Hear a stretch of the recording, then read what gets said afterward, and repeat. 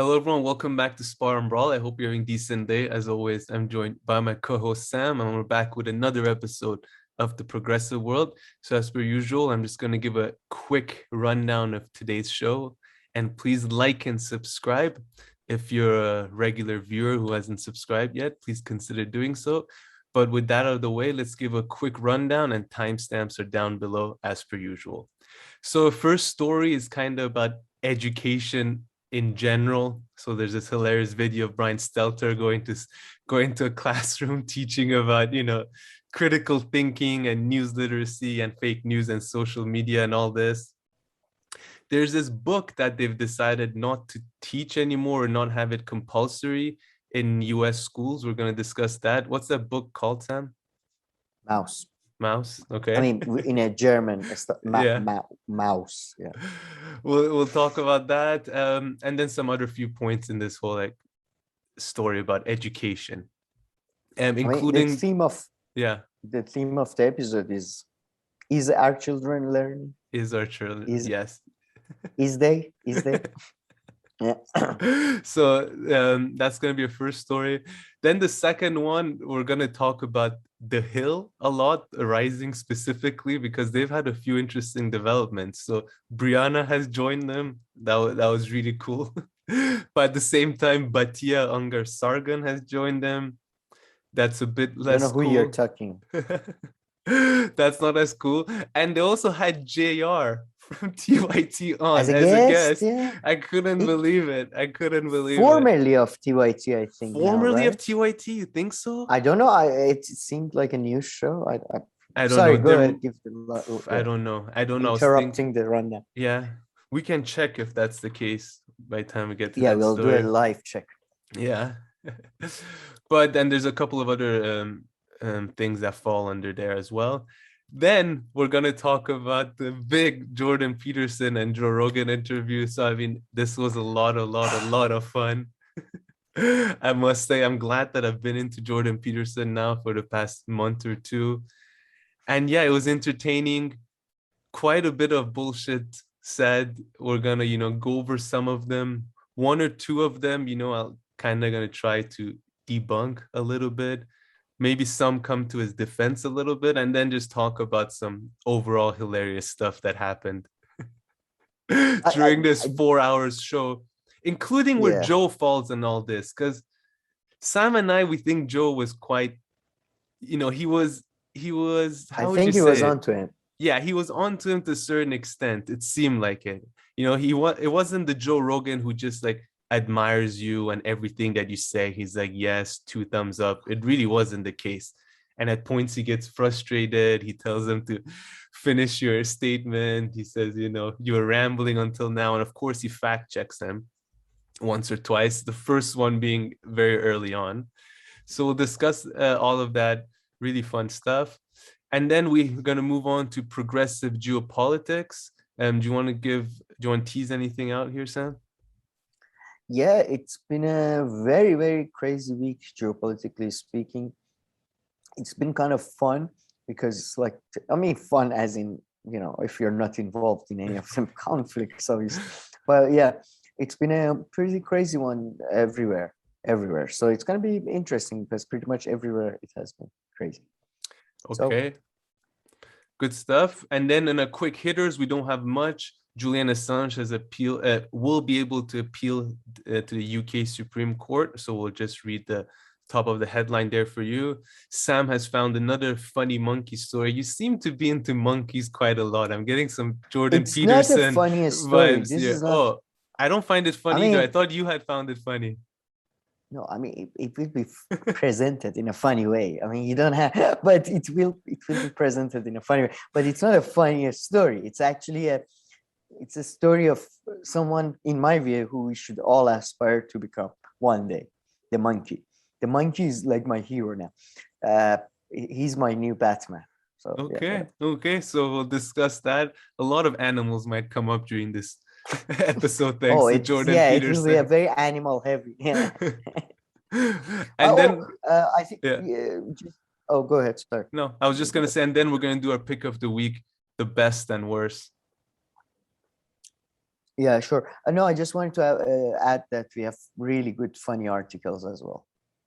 Yep. Okay, Both good. for the, I think, geopolitics segment and for my worst pick of the week. All right, brilliant. And yeah, so as per usual, as we've been doing last few episodes, we're going to start with a little bit of chit chat after the intro music here. And this time, one of our regular viewers, Astro Gypsy, asked us, about our background, education, profession, and all that. So we'll take that opportunity to, tackle that question as well. So with all that out of the way, please like and subscribe, more importantly, and timestamps down below. And yeah, let's get this party started.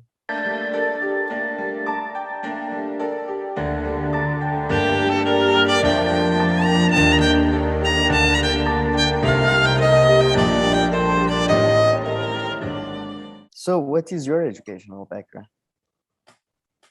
Okay, so I'll start with mine. That was quick. So I went to high school.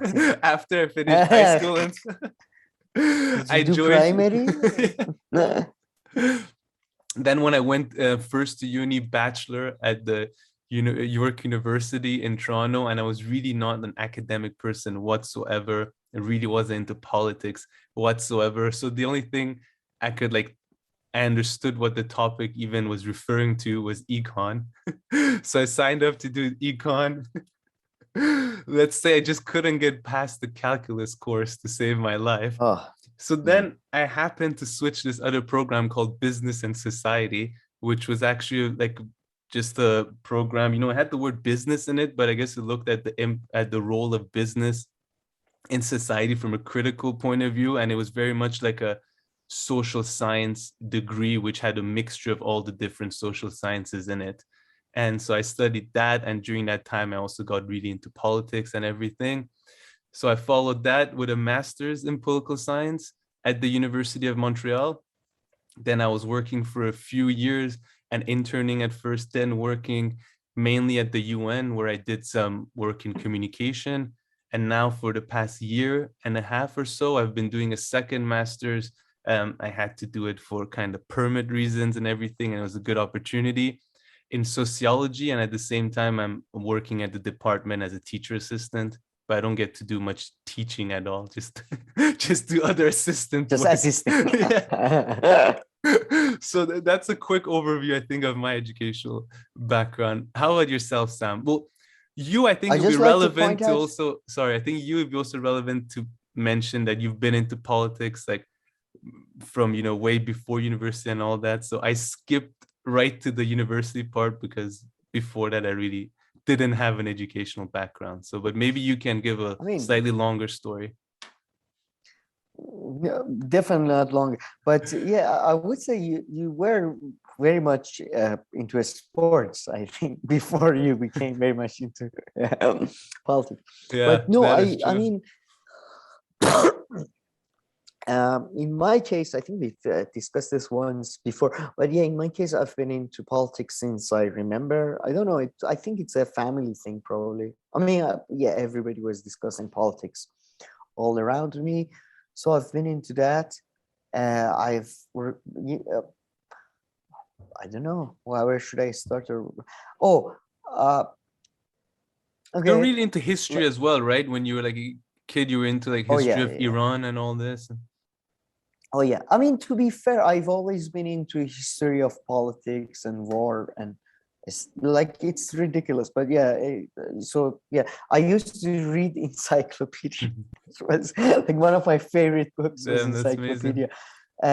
So I used to be a major, since I was 7, I decided I was a right winger. I don't know why, but yeah, at that point. But largely, I think because everybody else was a left winger. So yeah, I used to be a massive right winger. Then I went to university. I tried to hold on to my beliefs, but the weight of evidence just crushed me. And I used to go to boarding school when I was a kid. That's why I have this weird, English that is and Farsi. That's the thing. I can't even I know 2 languages and I am accented and bad at both. People from both societies think, what's wrong with him? Why does he Yeah. talk like that? But Well, I have a my similar Persian, I issue. found that, yeah, my Persian is apparently very old-fashioned, like the Okay. vocabulary I use and all that. So people are like, you know, but yeah, I studied international relations and sociology, bachelor's in the UK.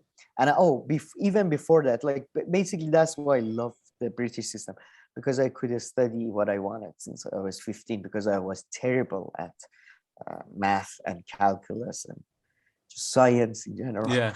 But wait, So what kind of social science classes do they offer like in the UK in the last few years? you can like A levels unlike the IB, there are no compulsory like Yeah. or core courses. So you pick four first year AS. What was it called? I forget. So you pick four courses, and I picked sociology, politics, and media studies. Stop. No, I was like 16 or 17, and yeah, it was like I was living the dream, man. It Man, was that awesome. sounds amazing. Yeah, I know. And business studies. That was like the one and then you let go of one. After 1 year, after 1 year, you just have three subjects. So it's just so good, man. I didn't have to do physics. I didn't have to do calculus. So I still think A levels are they were so, although for a lot of people, I do think it's a dangerous thing, because you don't get a very wide Yeah. array of, you very much focus. But for me, who since 7 was going on about politics, it was pretty Yeah. exciting. Man, that's So yeah, I amazing. did a man, A levels are the best. I've missed them. It was like seminars before, like, and your kids, so it's so exciting. It's so exciting. Man, like when I went to university, I think I've told you this, and you're right, we've discussed this topic before, but thought it'd be a good opportunity to discuss it again. Hopefully, if our channel ever grows, we're going to be discussing this a bunch of other times. But yeah, when I went to uni, I literally didn't even know what political science is. Like, I probably heard the term political science like for the I first time mean, my first or second year. That's just how out of it I was. I just wanted to, to be fair, I mean, you had been exposed to my rants at that point quite a few times. So I it don't know. is I don't think strange they that you were entered, right? still. They just remounted, I right? would just shout, and yeah, nobody cares. No, I mean, Yeah, the so only it thing that was. was close to that, I did have an opinion on religion. Like that's like the most That's oh, intellectual I thing see. Yeah, that's I true. was into was, being It, anti-religion and stuff. yeah. Okay, yeah, fair. Yeah. I remember that. But Yeah, nothing I mean, beyond coming that. from Iran, that makes sense. Yeah. Yeah, no, everybody talks about that. So yeah, Yeah. But yeah, I think that's a little but yeah. educational and professional. Did you touch on it at all? What you've been up to the past few years? No, so I did my bachelor's, then I did a master's, again, international relation history, that type of yes.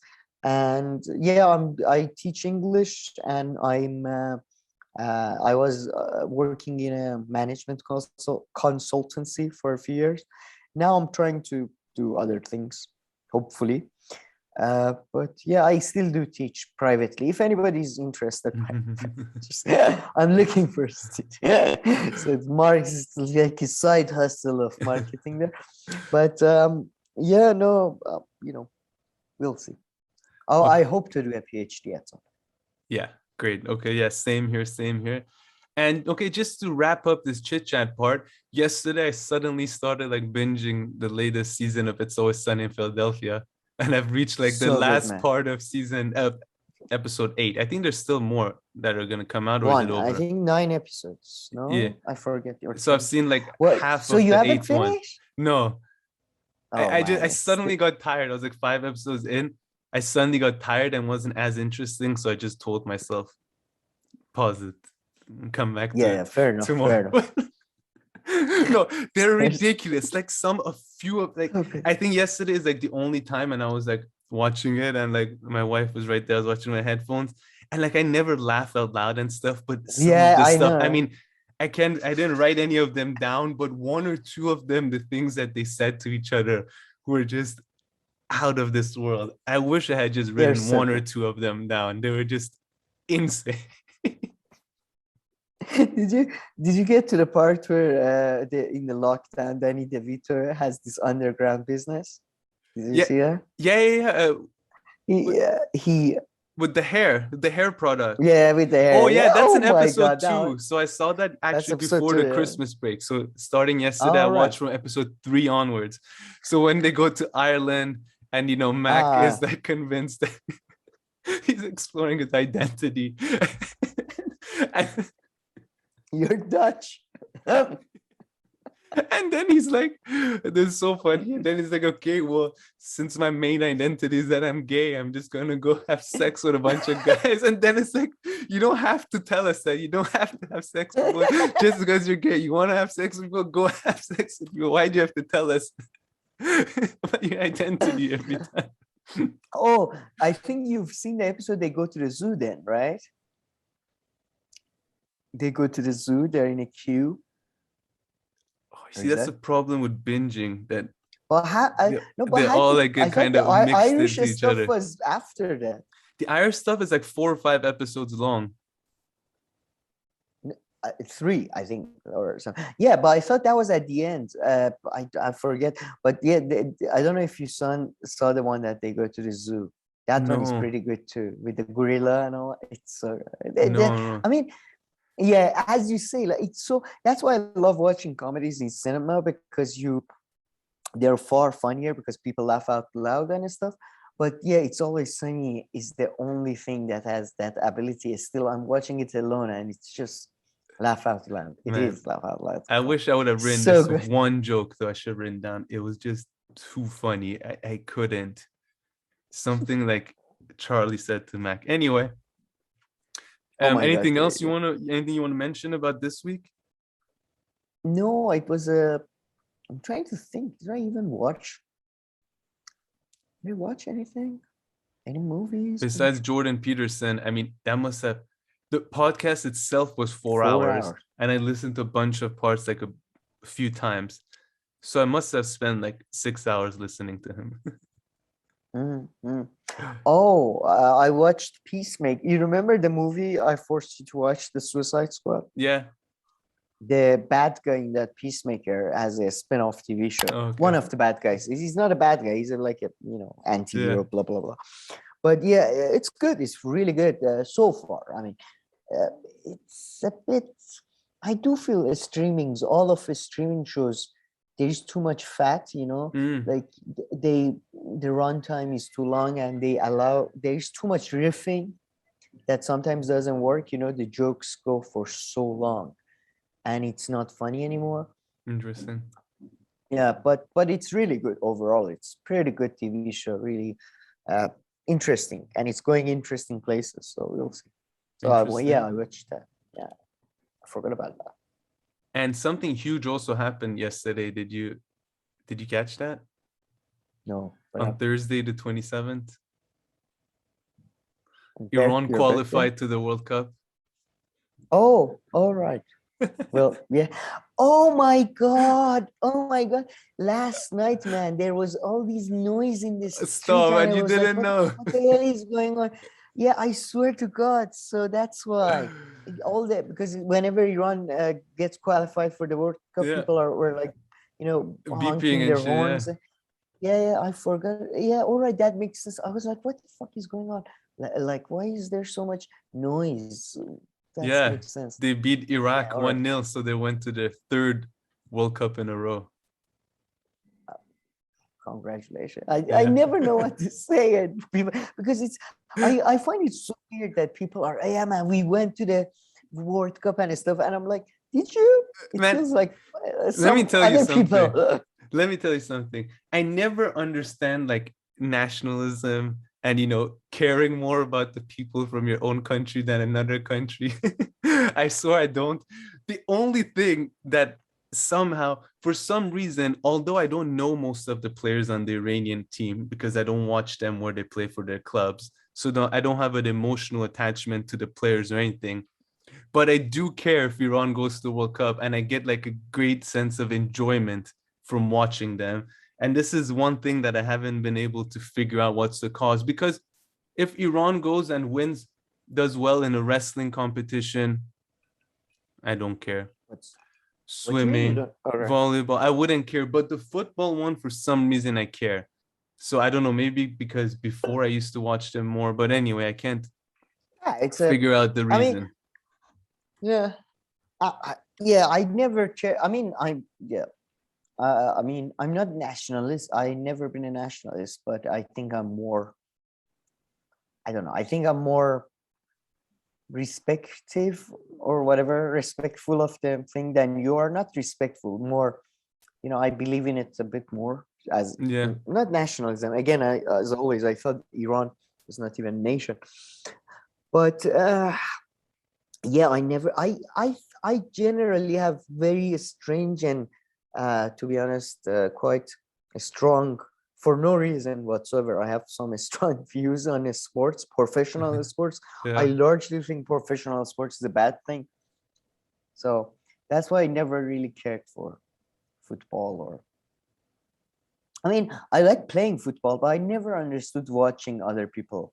That But seems that very part I weird. don't understand. I don't want to start a whole like thing about, about Yeah, I sports. know. No, But I no, don't it's understand the part yeah. where you say you don't understand watching people, because if you like something, then it's fun watching them, not everyone is like not like that, but like most sports that you play, so you understand how to play it, it's typically enjoyable to watch others do it, especially if they're better, right? So I mean, I like football, so I like watching it a bit. I was into like skateboarding and skating, all these things when I was younger.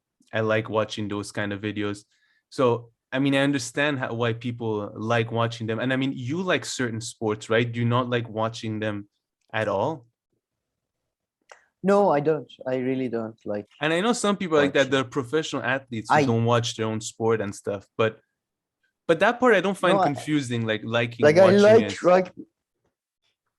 I mean, I like watching rugby sometimes just because it has cool actions in it. Like it's a cool action Oh scene. yeah, But exactly. Same thing. like boxing, I find But very you're boring. not into Even MMA. boxing though. And you're not into MMA All right, either. Like okay, for instance, I'm super fencing. into boxing and MMA. And so I mean, I like watching them to separate degrees. And then again, it has to do with how much you know them. If you're not emotionally attached, you won't like to watch it as much. So there's all of that. Uh, But yeah. okay, so two sports that I'm super into: fencing Yeah. and horse riding. Yeah. I know I Mm. horse riding, maybe I like to watch some polos. Polo seems sometimes fun. But yeah, no, I never. I'm trying to think. No, maybe wrestling. I don't know. I just don't like watching sports. I like doing sports, but yeah, I mean, yeah, but I completely get it. Like you don't like reading fiction and stuff, Yeah. So people have. So I'm not. It's not a judgmental or Yeah. No, value. no, no. I get it. No, I used to make a value judgment. I used to be like, oh, I don't like. But nowadays, I realize it's just, yeah, I was a dick. So Nice, nice. Okay, we're all learning and growing. But okay, so that's a good time to segue to our first story, which is about oh, learning, yes, education and learning. So as you can see, Sam well has done. been learning. Where should we Yes. start? So the first funny video that we have to discuss is Brian Stelter, which you've once Oh put my it as an god. egg. What did you call him? Like the egg or like a giant egg? He's a yeah. He's a what do they call an anthropomorphic egg? He's an egg that has come, Humpty Dumpty has come to life. He- It's actually like he looks like a. You know what he looks like basically, because it's been snowing, so it's in my head. He looks like a snowman, basically, Yeah. like two like eggs on top of each other. But I mean, he's a. So I hope we play maybe the video, or if we don't manage to play it, check out Useful Idiots. No, By I'll the way, play a bit of great the episode. video. I mean, I won't play the whole CNN clip, but just so Yeah. they see what it looks like. But yeah, also you can narrate right now as well. Just say what the video is about. Oh my God, it was great. It's this is school, and there's this teacher that is teaching. I think they're around like teenagers or maybe a bit younger. And she's going around, guys, there are different categories of misinformation. There's imposter information, disinformation, I don't know, psych ops. They're being taught this weird like categories of Yeah. misinformation. That was so confusing. 2006. Yeah, it's more confusing. Like, like before, I feel like those children had a clearer idea Idea of of what is misinformation. right and wrong. Before, okay, what kind of category of misinformation is this? And then Brian Stelter, oh my God, this guy is awesome. This guy is like, he's like in the movie Prestige, there is this Chinese, I believe Chinese origin magician that lives his whole life to be able to pull it. And he lives like his whole life is a show. He's a character. He's not a real person. That's why you can make fun of him, because he's two-dimensional. He doesn't, like, he's literally he was like, sort of doing this thing on. So guys, now do you feel like you can go outside the class and tell people about what is true? Do you feel now you're, what was it? News, you have a Oh, I news wrote it down. literacy, or Yeah, news literacy. Yeah. news literacy, and you can, and then one of the kids was like, yeah, my family, they believed COVID was a hoax. I mean, yeah, I don't know who's like, what's going on in the world? And Brian said, yeah, I think this is very important. Now we can, this news literacy thing everywhere, they should educate our children. I don't know. It was a nonsense. I think people are going mad. Yeah, I mean, I don't know what was your just take. the irony of how to like spot misinformation being sponsored or like done together with CNN, because the lady who was teaching it, I think she has her own like consultancy firm and stuff where she's like developed material on how to spot misinformation on social media. And then I don't know what Brian Stelter and CNN's involvement was. Maybe they were just like filming it, so they're just kind of doing like news reporting. Yeah, news. But yeah, just the irony of them being there. But the interview with the kids and him just leaning on this like a cool substitute teacher that everybody hates, really. Guys, do you feel like you're literate now? Can you tell that CNN is always right and everybody else is wrong? Can you tell that now? I mean, what a dick. And this is like less than a month ago, I think, or 2 months ago, Chris Cuomo had to be let go, basically, because CNN, it turned out like he lied. And, even before that, he has admitted to grabbing, what was the thing he did with one of the producers, one of the female producers, in front of, I believe, her husband or something. Mm-hmm. So, and you guys are talking about misinformation. I mean, Jesus Christ, man, take a look at yourself. Like, have some level of self-awareness. I know you're an egg, you're not technically human, but still. No, I love how, like, okay, his show is about the media, right? That's like what his show is about. But like, for some reason, they've quietly like decided, oh yeah, it's not only about the media, it's like about telling you the truth about the media, and everything else that is being done in other parts of the media. I mean, it's called reliable sources. Yeah, it's like fake and stuff. But he has this one statement in there, it kills me. And this one's not even true. So he's talking to the kids and he says, the web has become more and more the Wild West.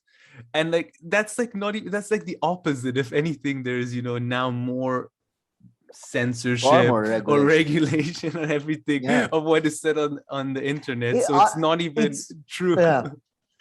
No, he's a complete fool. I don't know, he's a fool or he's just, that's his shtick.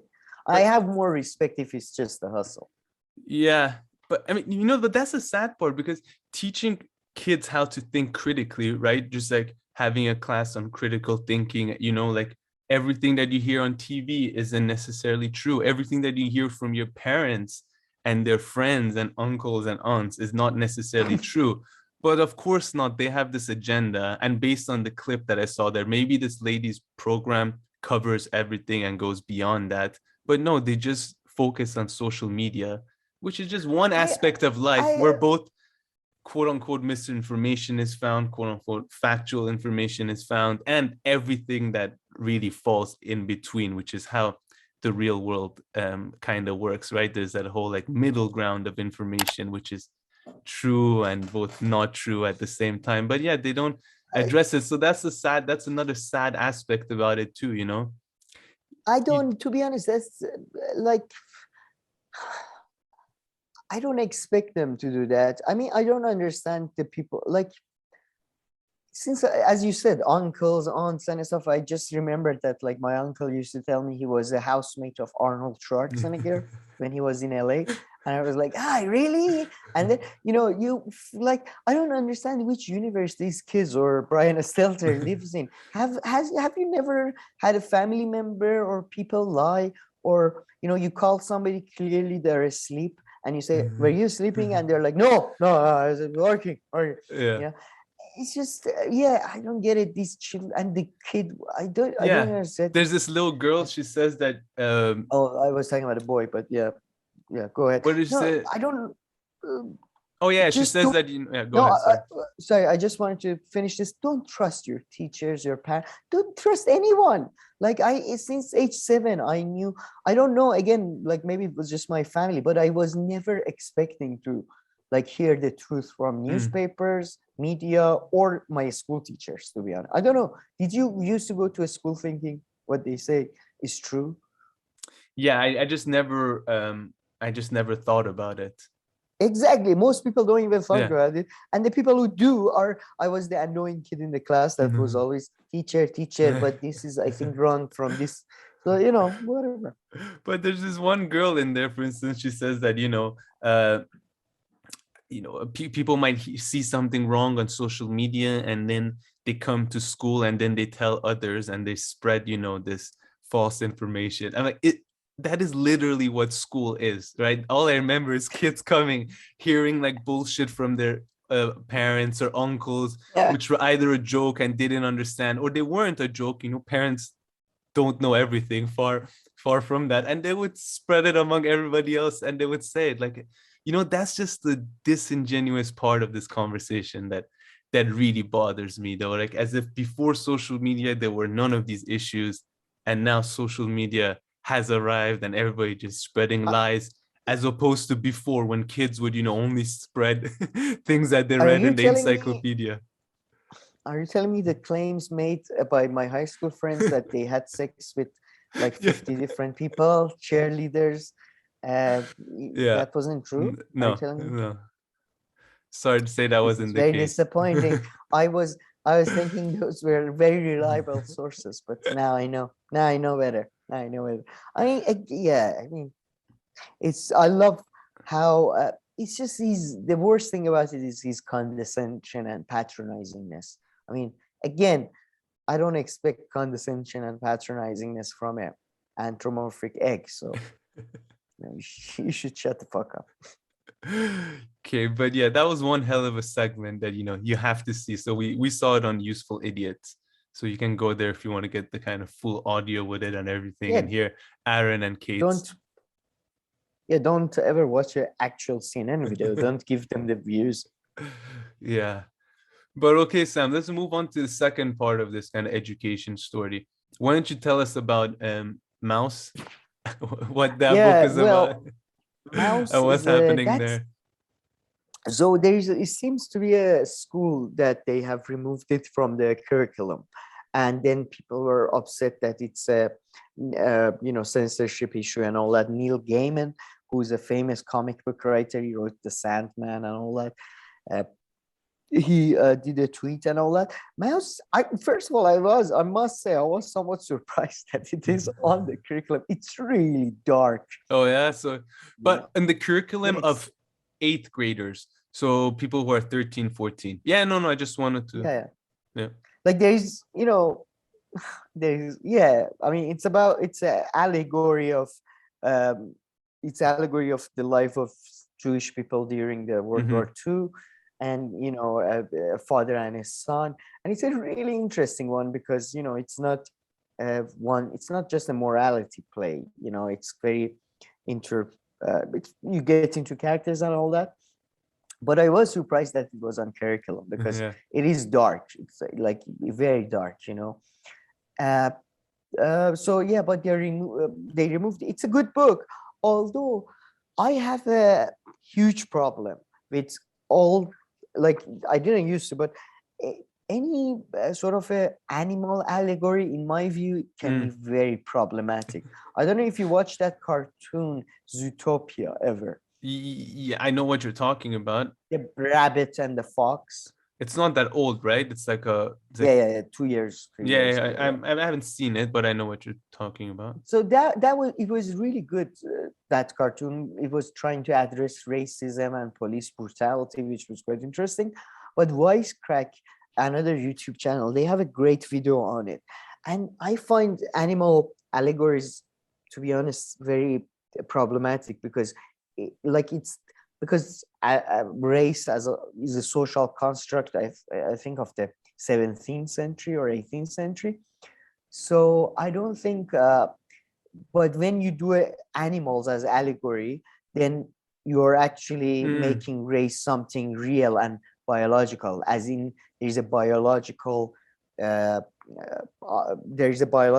reality that undermines the thing. Because in the book, Nazis are cats, and then Jewish people are like mouses. British people, I believe.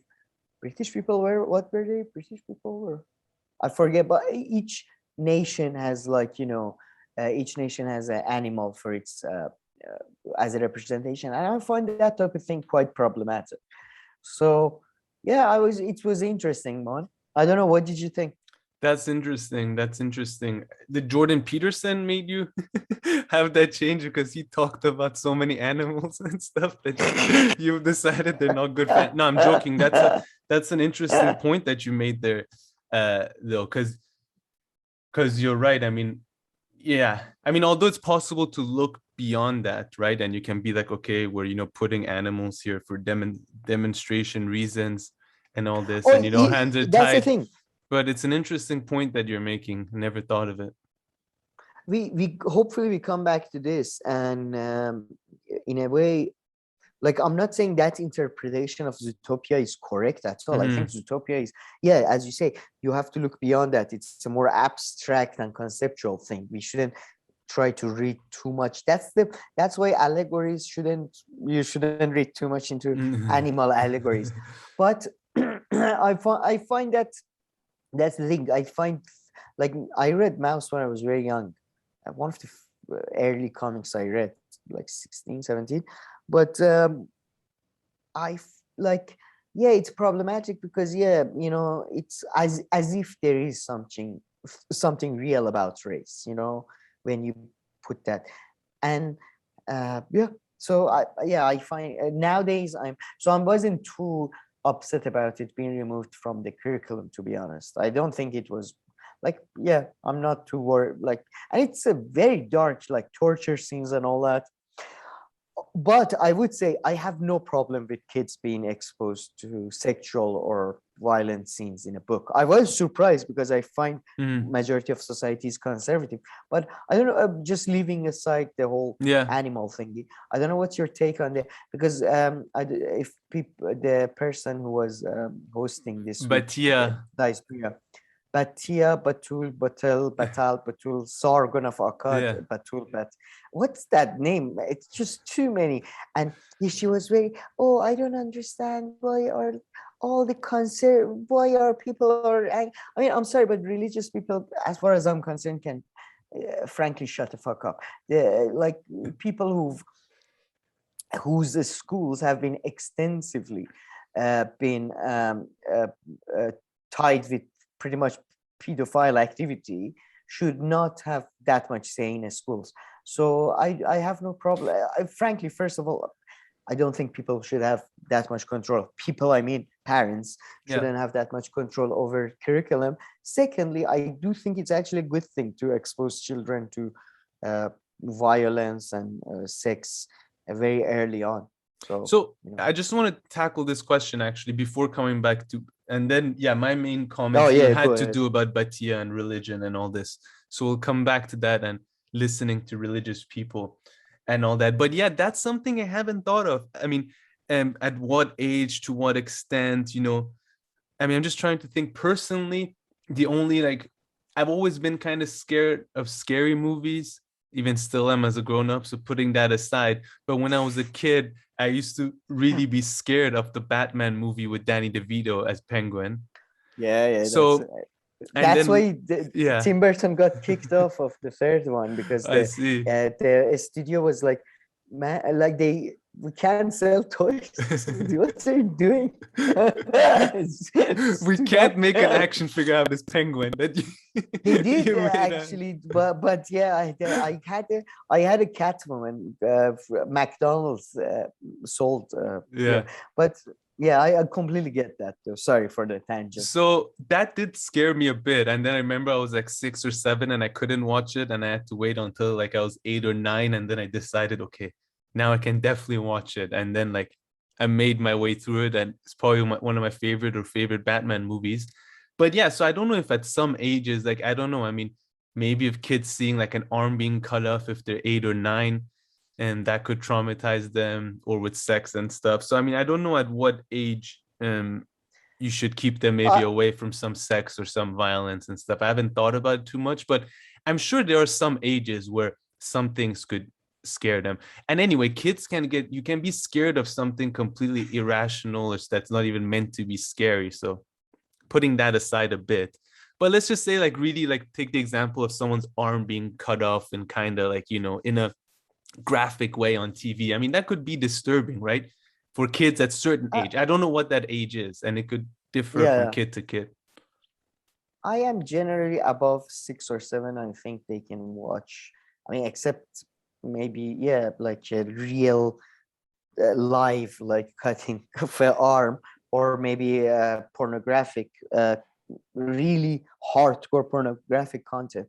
I don't have a problem with them, let's say, watching Ariana Grande music videos, something they Oh, mention in the Hill, or yeah. reading Mouse or anything. I think you should go, as always, case by cases basis. For example, the children I know are usually, as you say, for example, I know a couple of children, whenever there's a disgusting scene coming up or it's a scary, they go like, they cover their eyes Yeah. like that or something, because kids themselves, I mean, they know. I don't think anything, there is no, by the way, there is no scientific studies that proves that media showing violence or all of that leads to copycats or anything Oh like no, that. that's for So no, that's no. We're all not bullshit. talking about that. Though, yeah. I don't know. No, I was just saying, like, so I don't see any, and anybody, if anybody like is interested, read about the rating system, for example, on movies. Just bunch of idiots determining like whether this movie gets the R rating or PG rating, and it's so.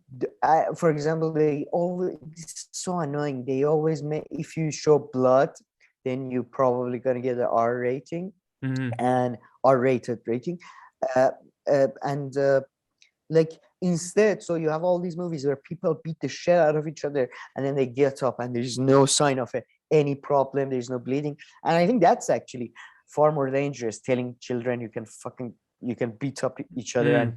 you know it's fine.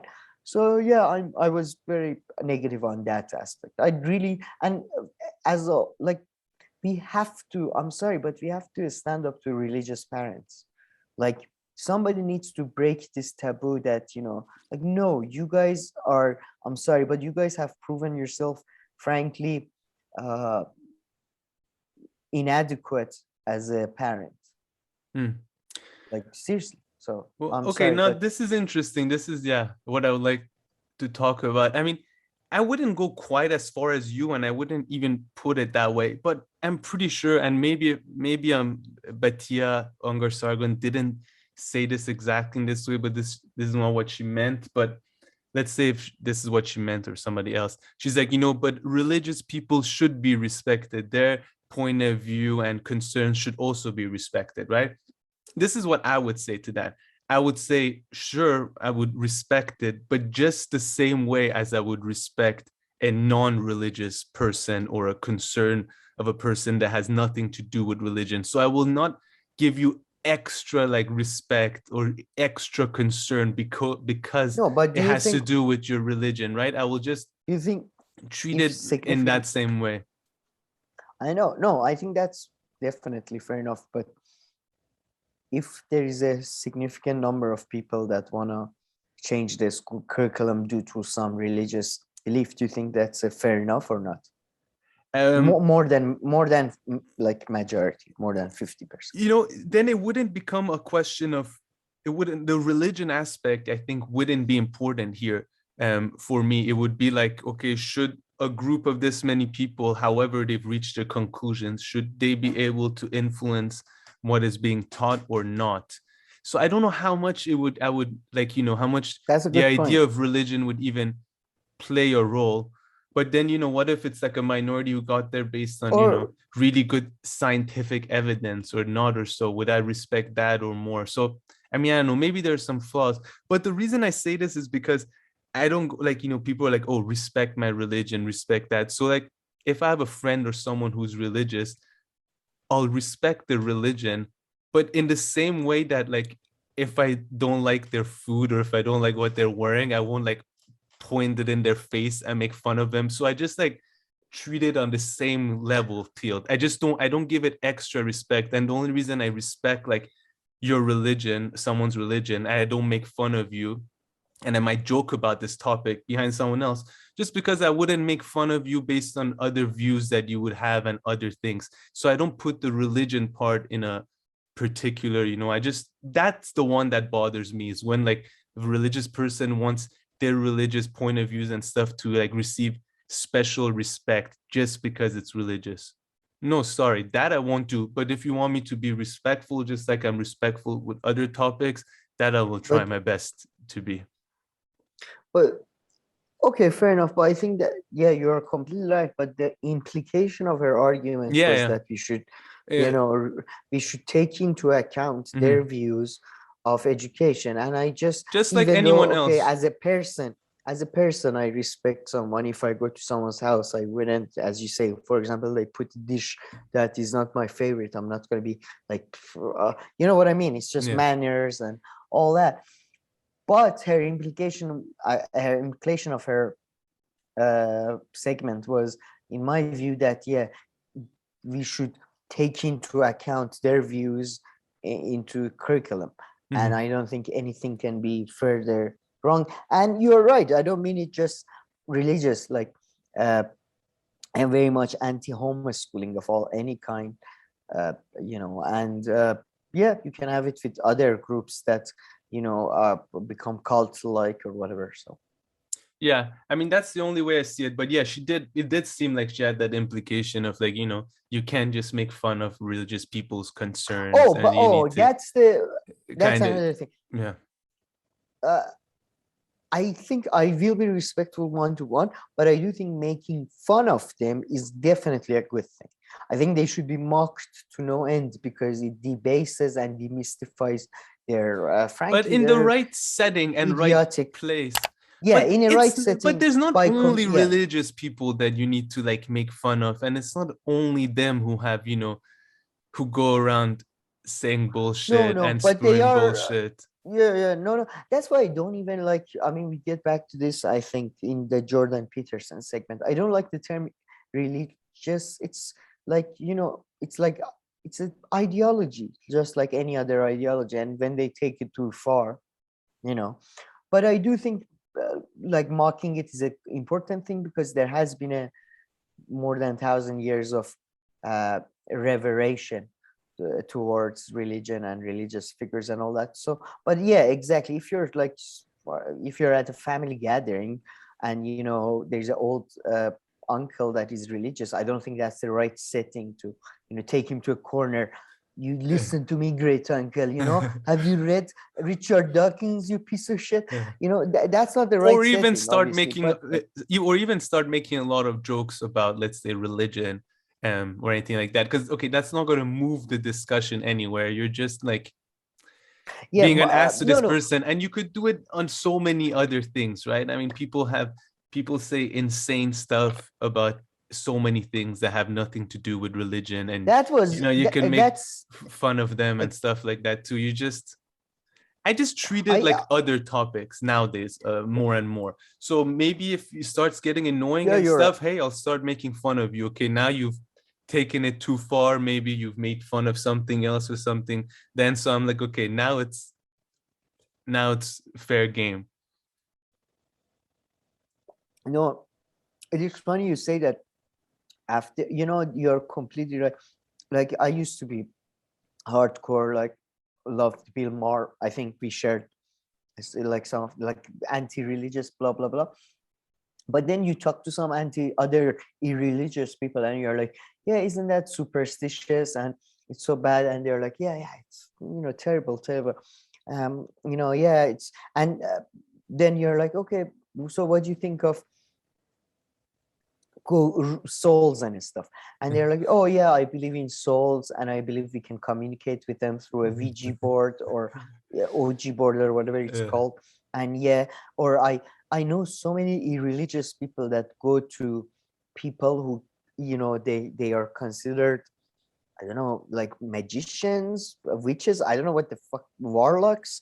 They write you prayers, and it's supposed to help you with like things, and you carry it or whatever. Or they give you a spells. I'm not goddamn kidding. They give you they put it, like, you go to them. I know religious people go to them and they pay and they ask to put a spell on my mother-in-law, for example. It's just the Yeah. weirdest thing. So yeah, you're right. It's nothing special to religion, but I think, yeah, as was implied in this video and in a lot of contexts, religious people want to have more respect than Yeah, others and because of their faith. mhm. And that's maybe I'm That really pisses overreacting. me off. Maybe I'm overreacting. Yeah, maybe I'm overreacting. Well, like, she was, because the way she was like, why Yeah, should we make fun of religious yeah, people? Like, I'm yeah, sorry, because they are very funny. yeah. Because Like anybody who anybody believes that else. kind Yeah, of, yeah, like anybody else yeah. who's like, I mean, Bill Maher actually had one really good joke, because I remember he was making in a stand-up, making fun of Scientology, and people laughed, and it was like, oh, you're laughing. You got the, talking a snake going to, going to Eva and Adam and all that. Yeah. So you're the one to talk. So yeah, of course, a lot of people have equally idiotic and fanatic beliefs. Or dogmatic beliefs and everything, which go much Dogmatic. further than just religion. But yeah, when people want religion to be given like special respect because it's their religion, I'm like, sorry. Sorry, dude. And we live in a society where I'm not forced to Live in a thankfully society. to follow that, because there are some places where you can use the rule of law to back up that claim, but not everywhere in the places I live at the moment, Fair and enough. less and less, less and less now everywhere in the world, really. But What? it The is still religious? possible that you can use like the power of authority to back the fact that you shouldn't be making fun of their religion, and they could be real consequences for you having made fun of their religion. But in a lot of societies, that is not really the case. You're just hurting the Oh, person. Like so 200 years ago or something, maybe the church would put you to Inquisition. jail. Yeah, I'm yeah. like talking about this kind of stuff, or Yeah, yeah, or in yeah. some Okay. countries they still have laws which they apply if they want to or stuff. Blasphemy laws. Yeah, Yeah. for blasphemy. Mm. Yeah, but Yeah, but uh, yeah, I find the whole yeah, but it was interesting. I mean, I basically used this story to segue into something else, but I thought it fits well with our theme of is our children learning. So you know. and what else is there in this education? I So see let's some move on COVID to stuff. yeah, mass education now. Mm. There was, I mean, I have to say this, and I say this very begrudgingly because I really don't like their show, but Sagar and Oh, Crystal Ball, yeah. Sagar and Jet, yes, Damn, now Crystal Ball, you've they reached had a point where you say, sorry to interrupt you. Now you've reached a point where you clearly say that you really don't like their show. And then you no, I proceed. hate it. Interesting. Yeah. Oh, no, you hate it. Okay. I feel like there's been a bit of progress. Like, Yeah, it was it like has. incremental. I really like them, and I was like, yeah, I really like you. Not so much, not so much, not so much. Not really like. Hate. I hate. but Interesting. but Do you want to share a few not reasons hate. why? I feel like you've mentioned it, but I will. yeah. Well, they had Doctor, but let me give them credit for credit is due, because this was a great segment with a really. I think it was a very good dog. I mean, at least the way he presented it, it seemed like I'm no expert on medical stuff, but from the shit I've seen, he seemed to be very reasonable, very good. But the reason why I hate breaking points, first of all, is that I don't think they bring anything special in terms of news. Like everything they cover, like the Hill covers or other cover in a better way.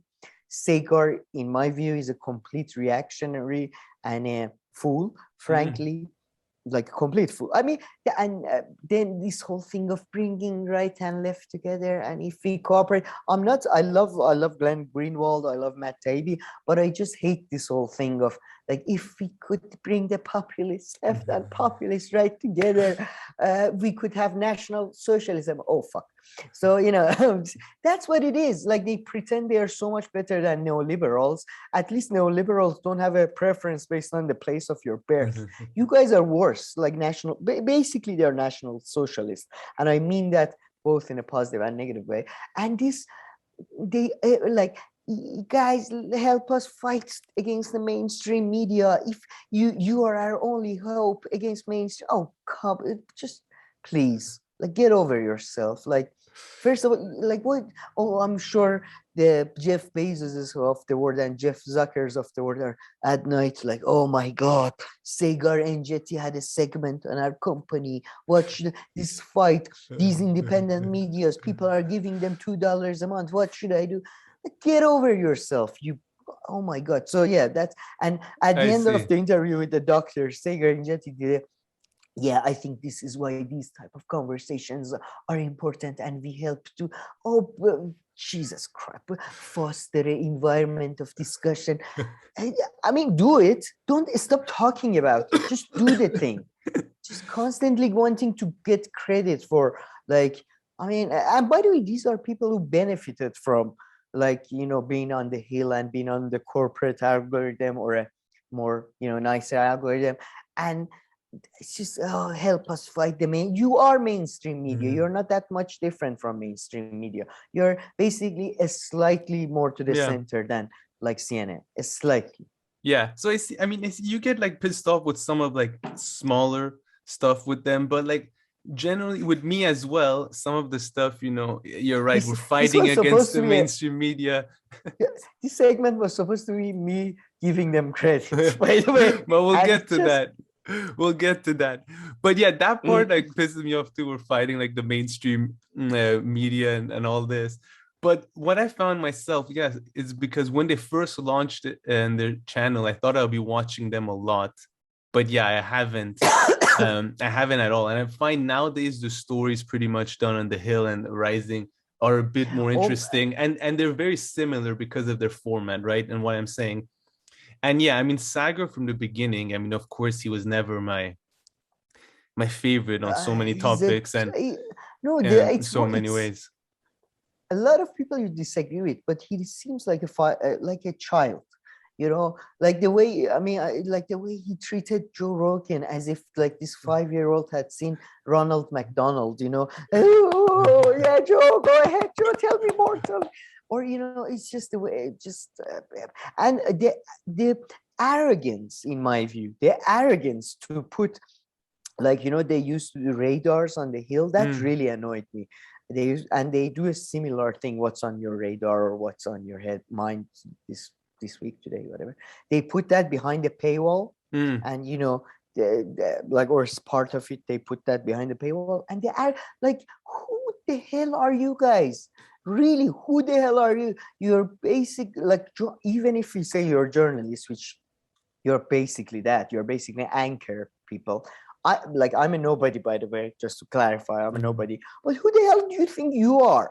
To, like, what are you, Noam Chomsky? Noam Chomsky has like 30 hours of lectures free online. And what, I'm going to pay to see Sagar and Jetty and Crystal Ball break down what's wrong with like CNN? Oh, fuck off. Really, fuck off.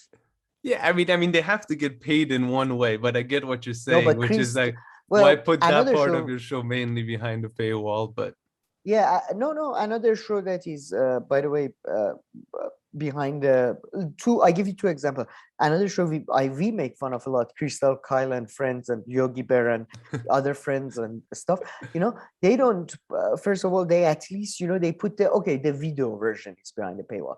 useful idiots. They interview with professors, with characters of interest is behind a paywall, not Segure and Jetty breaking down why weed should be illegal. Oh, fuck off. I'm sorry, but Oh, seriously, those like, are two, yeah. I mean, the arrogance. I mean, by the way, I hope one day if I start, like, if this channel ever grows, which is very doubtful, or if I manage to get anywhere, which is still very doubtful. I hope I don't become like that. I really hope. Like, Yeah, here's become to so hoping arrogant. to that. But okay, you were gonna give them credit before I made Yeah. you go on this long rant. So yeah, the video was good. The I video thought was it was a good video.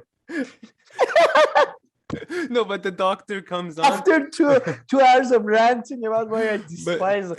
he, Great job.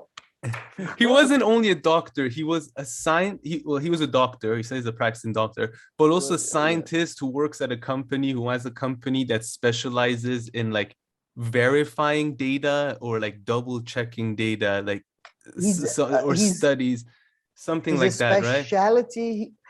He said that one of his specialties, no, I don't think it was at a company, I think it was at a university or a hospital, that he looks at his studies, and his main specialty, it seemed to be basically proofreading studies. Yeah, or like evaluating data, evaluating, assessing. Yeah. Exactly.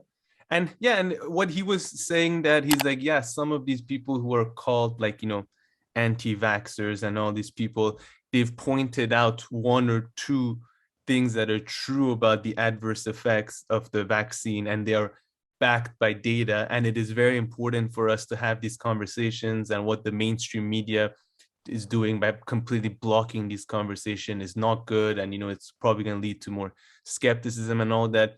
But at the same time, these anti-vax people mix those kind of statements with completely absurd ones that don't have any kind of evidence to back up what they're saying. So they're also not doing themselves basically they're doing themselves a disservice as well. So yeah, it was like 30 minutes long, and he went through different things. There's a problem with the heart.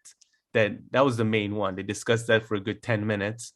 And then after that, he was just kind of, assessing how the media covers in general, and how anti-vaxxers discuss the topic in general. I thought it was a great video, but I would say that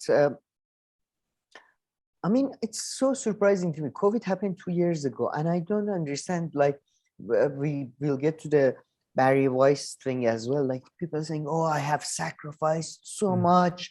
I was in the lockdown," and then people are like, "They lied to us, doctors. Why didn't they say on first day, blah blah blah, or that?" And I don't know. What do you think? Like I don't understand like, it's so early still to know all the side effects, all the potential harms or benefits of getting the vaccine and all that. So I don't understand this. Like, people talk about it's like, oh yeah, people trust in mainstream media. Like, did they trust mainstream media before COVID, or seriously after like 2000s? And yeah, I mean, it's just so weird to me that the way people react to this. People are talking about like this last 2 years as if they've gone through like World War I. You know what I mean? But it's like, man, it's been crazy hard. It's so difficult to, and they lied to us. Can you believe it? Governments lied to us. Yeah, let's talk. It will. Okay, let's be on the surfaces, but it wasn't. And by the way, from very beginning, anybody who knows anything from science, scientists always say we believe. There is a 70% chance it goes from surface to surface. We are not 100% sure. It might change. That's the whole point of science. It's an ongoing discussion. So I mean, I didn't first think everything they said was correct, because it's a new virus. What do you expect them to do? Anyway, like, sorry. Yeah. I mean, none of this like excuses at all the mainstream media's coverage, what I'm going to say whatsoever, right? I mean, of course. But you're right. So I just wanted to make 2 or 3 comments though. One is, let's talk about middle class people and above, right? So people, let's say, who have office jobs, and based on my understanding, people who have office jobs, most of them around the world, they did not lose their jobs, not that much in the beginning either. And even if they did, they quickly got new jobs and stuff. So people like Barry Weiss, that I really can't stand when they complain about, how their life had changed so drastically I and agree stuff. I completely. mean, Ellen DeGeneres was even doing that in the beginning, saying that, oh, in my house now it's so hard and From stuff. her mansion, yeah. So yeah, I get it a bit. Sure, it's not as good and stuff, but I think you guys take it a bit far. Although some countries, the restrictions have been like way more than Crazy even tough. crazier. Like Canada is one of them where, they put curfews. In France, they had curfews for a long time. But a lot of countries, they didn't get that drastic. So yeah, that part I don't No, have but much it's still not. sympathy either. It's And still yeah, not going to bars and restaurants for yeah, 2 years. It's not the equivalent of going through World War I or II. yeah. That's all I'm saying. And the part is, and the fact is that it's not for 2 years. That is also not true, because people still talk as if there are lockdowns going on like crazy. But based on my understanding, in the US, most places in the US and most places in Europe, there are no more really lockdowns. Now there's the vaccine thing, and there's the whole vaccine passport thing for going inside of restaurants and bars. That is true. But also, yeah, I mean, we also have to differentiate between the different stages of COVID, and pretending that we're still in lockdown. I don't think it's true for most places. And even if it did happen, a lot of it is right now in the winter time. But in Europe and the States, I believe a lot of places are open. So things have had changed too. They should be acknowledged. And yeah, the other one is that, the scientists have been lying to us from day one and stuff. Maybe mainstream media was lying from day one and stuff. But yes, scientists, this assumption that they knew, or like doctors knew everything from the beginning. No, they really knew nothing about this virus. Now, that can be a critique of yours. Be like, hey, how come this virus, COVID-19, that was, worked with in other ways in lab settings and stuff, how was there, you didn't know anything about it or stuff like that, No, no, they or how did. Look, yeah, exactly. So they that knew, is for fine, example, but certain. Yeah, yeah. yeah, No, but that yeah, is but fine. But accusing them of not knowing everything from day one, and like being like a point of criticism, that I have much less sympathy for. yeah, I mean, like for example, now we know that sugar lobby and the dairy lobby, for example, had for many years subsidized studies that would benefit them and make salt and fats the biggest enemies of human body, right? So I'm just saying why people are approaching science as if this is some beyond reproach Yeah, go uh, ahead. concepts that cannot be wrong, or like they approach science as if it's the 10 commandments that came from the sky above. So that's what pisses me off. That's what is so Yeah, annoying about that. They're shocked that, oh my god, like they fucked up. Of course they fucked up, they yeah. always do. And I mean, and science is being used in a weird way, because I mean, it is right. It's Yeah, also yeah. being used by mainstream media as a way to shut people Fauci, up. I mean, And the when science is being saying this, the yeah, science is that, or now there are all these headlines of, I scientists, am said science. this to Joe Rogan and this. Like, who are Yeah, these? yeah. What scientists? You need to break it down. Now they've kind of turned the scientist word into like a, Into a joke. all-encompassing word to shut people up for everything. Oh, scientists said that. I mean, just annoyingly to get a bit philosophical and stuff, but this is the natural conclusion of too much empiricism and positivism, in a way that you think that, okay, this, like, most people that are writing the articles and stuff, and with the Justice Stephen Breyer, they believe there are such things as like tangible facts. They're like concrete facts, and in most cases there isn't. So it is, yeah, it's very annoying. Yeah. You Yeah, also said something else that was very interesting, though. You talked about like as if people just discovered that the government lies, or that mainstream yeah, media exactly. lies. Or And I think I every made this other week. point a week or two ago. I was like, when what's his name? When Glenn Greenwald was interviewing that tennis player, not Oh Novak, but the yes, other one. And this other one, his name he was was Tennis. tennis. He was saying a lot of things that were true, but like what the impression I got was that this guy was just politicized during like the COVID period for one reason or another. So just he's realizing everything in one go. So he kind of has this over focus on the COVID thing, and but if you've been politicized before that, I think you don't find any of this that strange or that Even shocking look, and man, that weird. The even government response, the media's response to the pandemic, and everything e- else that goes with it. So a lot of people must have just been really politicized during this time. I mean, okay, even if you're politicized Yeah. now, like, have you never read a magazine? Haven't you seen like every other week, kiwis are curing cancer, kiwis are causing cancer, coffee is curing cancer, coffee is Yeah. causing cancer, this fruit is good for your skin, this fruit is not good for you. I mean, come on, like, like I don't know, like Barry Weiss going on, we did that, we stayed home, we got Yeah. vaccinated. Oh, get over, just get over yourself, people, get over it. Like, Well, I mean, she's different though. again, She's a but different by the way, person I am anyway. talking about her type of jobs, office jobs, that thing. I'm not talking about some like people who are working in the service industry and Yeah. lost their jobs, and that's a real issue. Yeah. But Barry Weiss, I mean, Jesus Christ. Yeah. No, but do you remember this in the very beginning? In the very beginning, when there were like the lockdowns, people used to complain that they don't know what to do, like they're bored and they have nothing to do, and that And was then like, Netflix, yeah, I was just Netflix thinking, tried to damn, cover. this is sad, you know.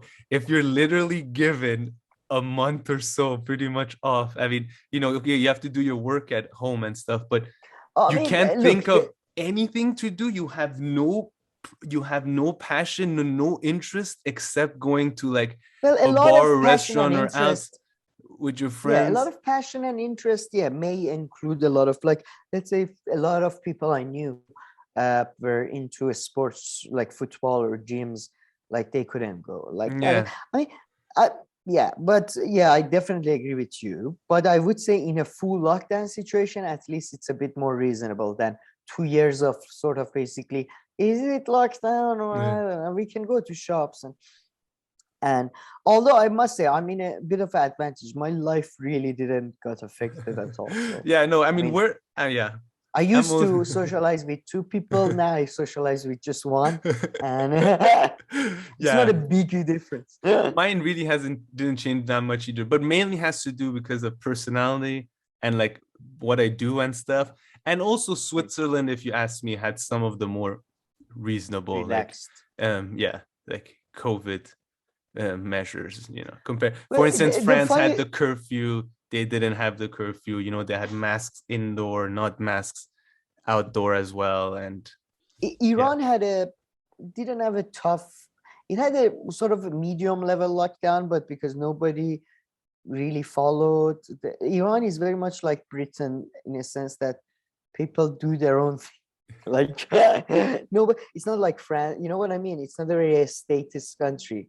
First of all, it was like provinces could make their own Mhm. rules according to their stuff. And I heard a lot of people, like, there was full lockdown, like traveling between cities, but you just go and you go, oh, come on, man, to the Yeah. cop, like, come on, please, and they let you go. So it's just a very, very relaxed, sort of a Greek Italian style like that.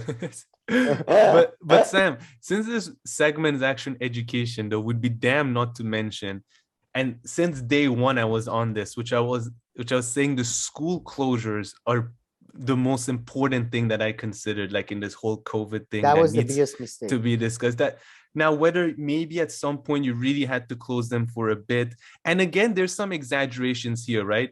Like they talk about how schools have been closed for 2 years. There are maps, you can look at them all over the world. There are some countries where, like the Philippines, schools have been closed for 2 years. I was reading about India, apparently they've been closed most of the time. But in a lot of countries, schools were closed in the beginning and then they opened up in Western countries. So even that fact is sometimes, a bit twisted, but that is probably the biggest, most serious concern about, the homeschooling.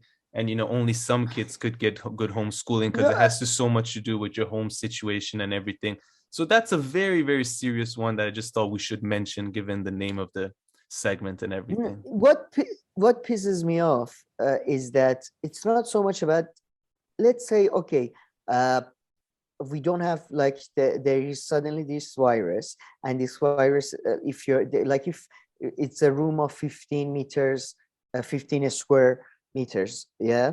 And according to scientists, you should have like 3 people or 5 people in that room. So so people don't infect each other. There is social distancing. There must be a window. There must be ventilation.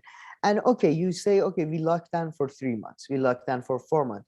I don't understand how after 2 years, governments of so many countries still haven't improved the infrastructure. Still hospitals are getting overrun.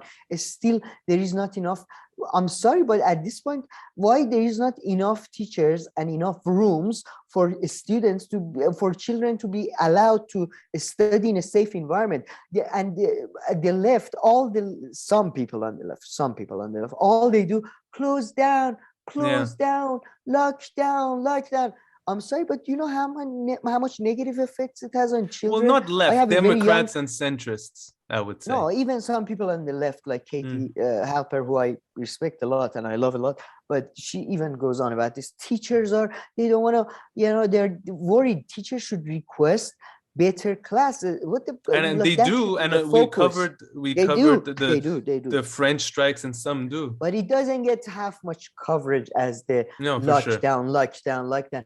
And I mean, it sounds like I have a nephew, and it's annoying. I don't want to over exaggerate like Barry Weiss, we are being, oh my God, and stuff, but it is annoying. The kid says, just take me to my grandma, he's even happy to go to his grandma's house now because he's been stuck at home so much. And they are not they are not in a social environment, which I think at a young age is crucial. I would think.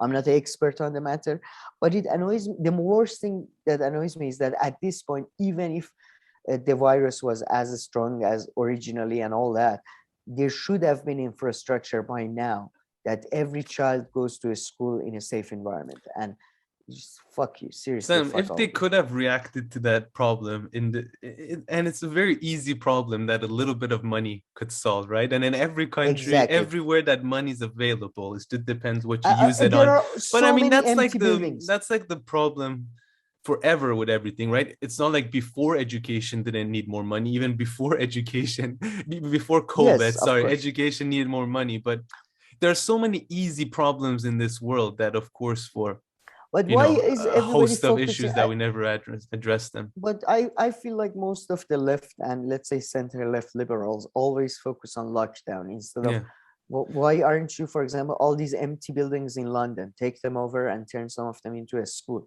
through legislation? Well, that would require political will and legislation and planning and.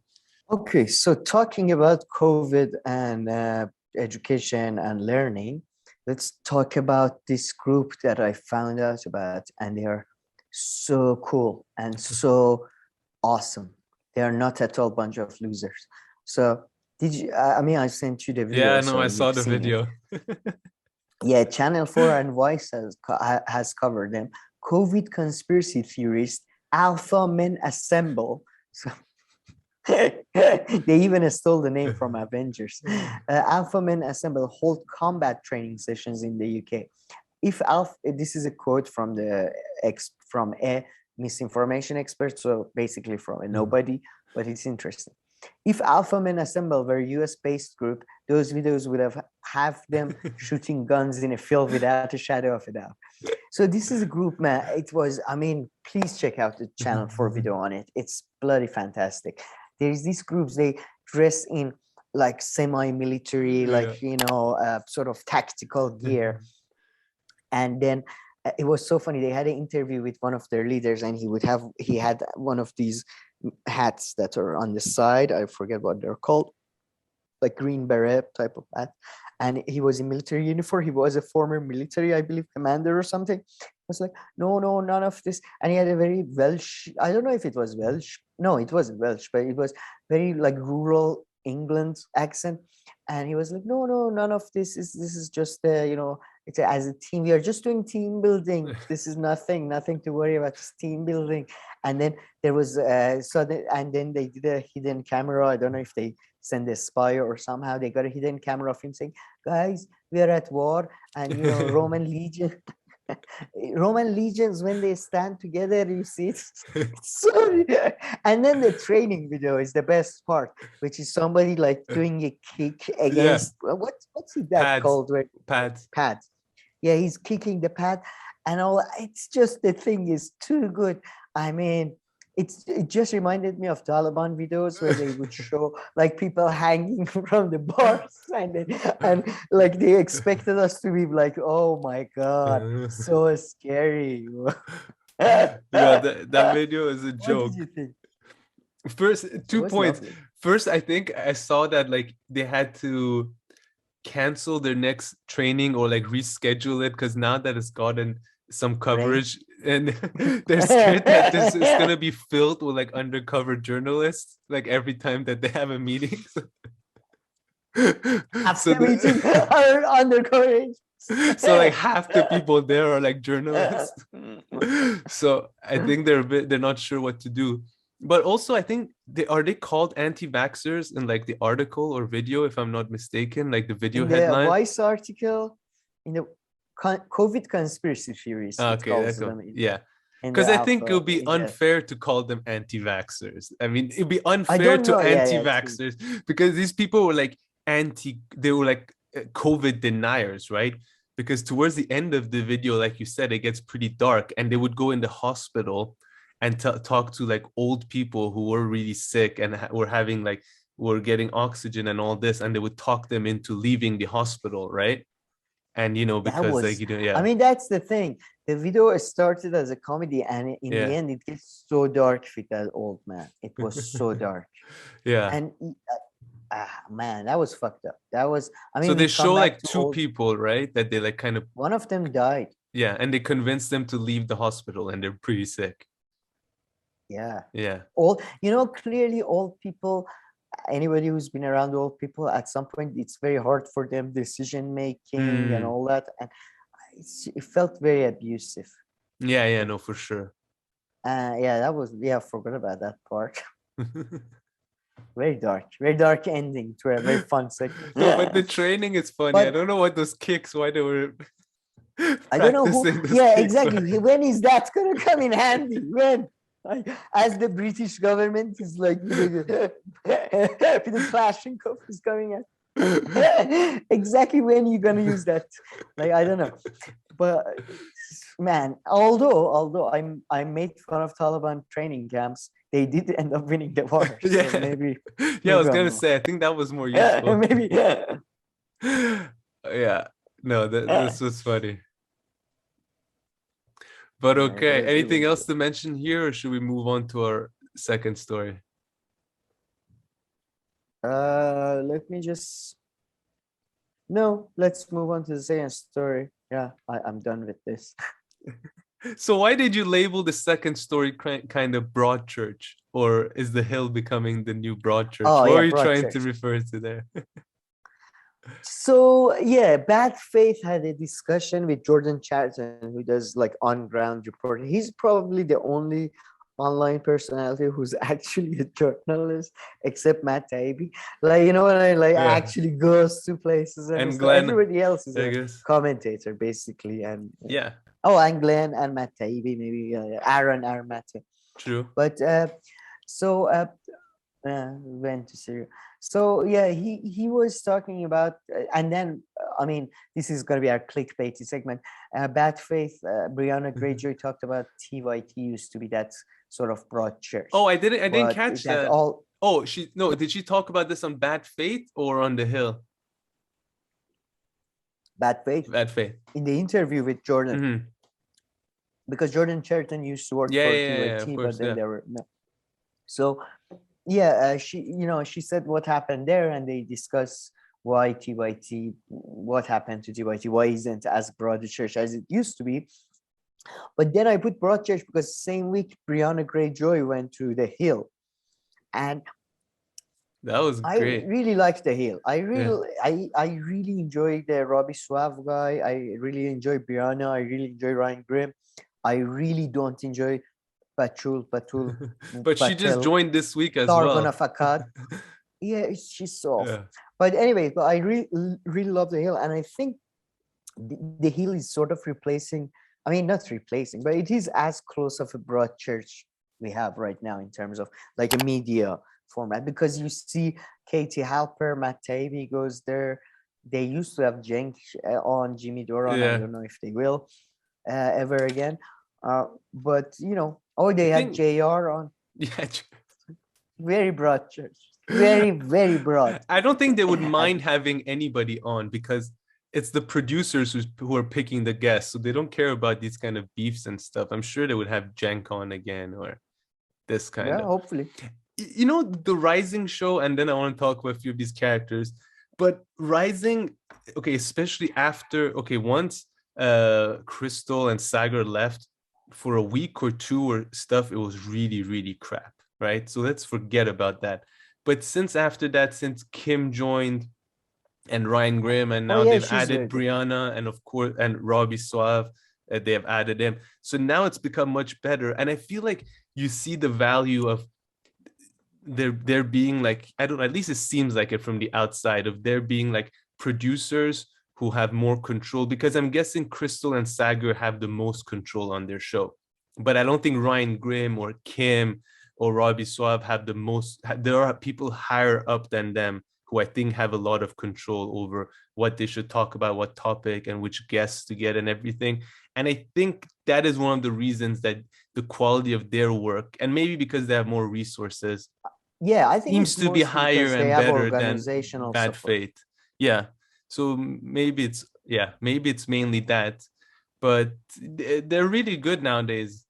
I mean, and Yeah, man, especially my this week by favorite right now. adding Batia and Briahna, you can kind of tell that they're definitely going, okay, let's just add one lefty, one like not so lefty, and let's And just three, keep on adding more and more. So there's always two or three of them from different perspectives, and everyone's happy like this. Everybody has a home to a certain extent. Although they should be I'm careful and not take that too far, not have too many boring centrists or people who are like really right wing or something. That could put off a lot of people. I mean, a genuine shout out to Robbie Suave though, Yeah, because he's, I don't know how they found him, because yeah. like he's the only right finger that I pretty Well, much he's a like whenever he libertarian does kind segment. of, yeah. Yeah, libertarian, yeah. But yeah, it's so weird that they managed to find somebody reasonable to Yeah. represent the right.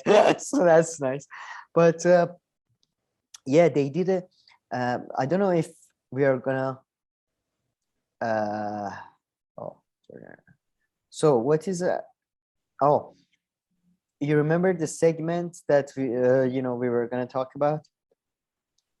The Russian segment, Ukraine, The Kim Russian. Iverson. Yeah, yeah, yeah, So shall we yeah. go to Yeah, let's the? jump into that one about NATO and Ukraine and all that. Yes, so that was quite interesting. She had a segment in which she discussed that we probably, I think she's completely wrong. I doubt there will be a war, as I've said. Although Wendy Sherman and a lot of people are saying by mid-February, there is a good chance Russia is going to attack and blah, blah. But yeah, what was I going to? Kim Iverson had that segment about the Russian war, and the ending was so good. It was Yeah. so good. It was, she basically said that, Putin is popular with the Russian people and they like him. And then Robbie Suave just came up with the best comeback. Well, not so much the people who are in the prison, No, that And was, then, sorry, go yeah, ahead. sorry, just Kim Iverson made it, in my view, somewhat naive comments that, yeah, I don't understand why we are obsessed with Russia. I mean, Cold War is over and all that. And I would say, well, Cold War might be over, but there is a reason why they're obsessed with Russia, because Russia could challenge them. Mm. Not now, not in the near future, even maybe, but in 20 years, it could. I mean, even Chomsky talks about that. We always, like on the left, they make fun of the domino theory that was very Yeah.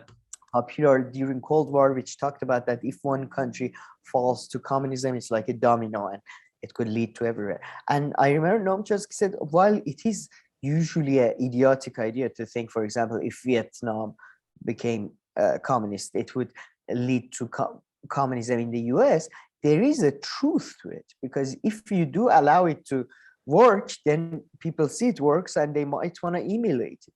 So I think she was being very naive at why are they interested? Because Russia is the like challenger to US hegemony, at least in Europe, maybe not globally, but at least here. Yeah, I mean, to be fair to Kim, of course, the way that they're obsessed with Russia, or like the way that they're obsessed with Putin, and the way that they just bring everything down to Putin and all that is ridiculous. But yeah, I mean, you understand why they could have that concern. And one issue that is, rarely brought up, I find, or not enough, although perhaps that's because I don't follow it that closely enough, between the whole Ukraine and Russia thing, is the natural gas and liquefied gas. I feel like is not talked about enough. And I wonder if that's like another thing that, another area of competition that has increased between the Americans and the Russians, because the Americans have become huge exporters of liquefied natural gas. And so, of course, they're in direct competition with Russia over that as well. And so if Europe gets less of their... They do talk about it. Yeah, no, they do. But maybe I find like sometimes this is not brought up enough, that this issue of the gas is a huge area of competition, and that can see is bringing some new levels of hostility towards Russia. Look, the way they talk about it, they mostly talk about, for example, the Ukrainians are very upset about Nord Stream 2. Yeah. Because so the focus of gas has been on there. But why? Why Americans should care about Ukrainian companies? Because Ukrainian companies are not really Ukrainian companies. They're American companies, or they include many Americans on their boards, including Hunter Biden for some time, former president's son. They are talking about that. It's just that a lot of American interest maybe is not in selling liquid gas, maybe is in... But I'm saying that is also one of their interests. I believe that is also one of their interests, because it's only in very recent years, based on what I understand, like the past 10 years, that the US has become such a big exporter in liquefied natural gas. So any competition that they can take away from Russia could easily fall to them. Of course, there are other big exporters, Qatar, but they're also ready here to supply liquefied natural gas to Europeans. Qatar is an, it's basically a colony. I don't know. But I mean, but they still have liquefied natural gas that they would sell, and they would pocket the money rather than the Americans and the American corporations. Like that money doesn't go to the Americans. I mean, that I would say the global elite are so intertwined. Like, I don't know, like true. You know what I mean? Qatari companies, how many of them are American owned or have Americans? I don't know. I don't think too many. That's because Qatar and stuff they rely on that money. So I don't see them giving away too much of it. But you're right. The royal families of these countries are basically like American. You know what I mean? Like, yeah, you're right. Yeah, I know what you mean. But I would say that they talk about it, but in a different way. They don't so much talk about America selling liquid gas to Europe, because I think shipping costs and all that is crazy. But they already have the Ukrainian gas line, so I think they focus on there. And I think that's Americans' interest as much as it is Ukraine. But yeah, but also to other areas like selling. Yeah. So I just feel like the gas one is kind of left out of this this conversation a bit. But going back to, what you're saying about Kim Iverson also falls into the trap of being like, okay, right now I just said, I mean, seems like she kind of falls in that trap, and Robbie Swab kind of pushes her into that trap, which is, okay, now I've said all these bad stuff about the US and their approach to, to Russia and this conflict. So that means Putin is the good guy here. So she kind of falls into the trap of the good and the bad guy, where just because you said that about the US doesn't mean that Putin is a good guy. Now, Putin's circumstances might push him to do better stuff than, the US does, or like, leaders in the US. But it doesn't have to do with him being, not necessarily a good person who goes around thinking about the well-being of others, or just being him a good. You just don't need to fall into this good or bad trap, which I think in that video, she fell a bit. I don't remember the segment. Aren't you being too harsh? I thought she meant like he's the good, not good guy, but in this scenario, they are not the aggressors. I don't Yeah, remember specifically.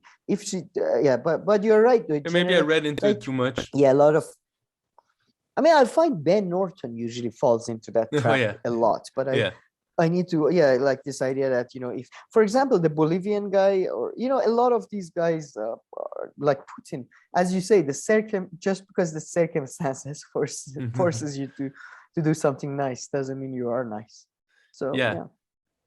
But yeah, I mean, But it's that really was a great interesting that they comeback, got, though, from yeah. Rugby Suave. Yeah, like, not the not the people in prison.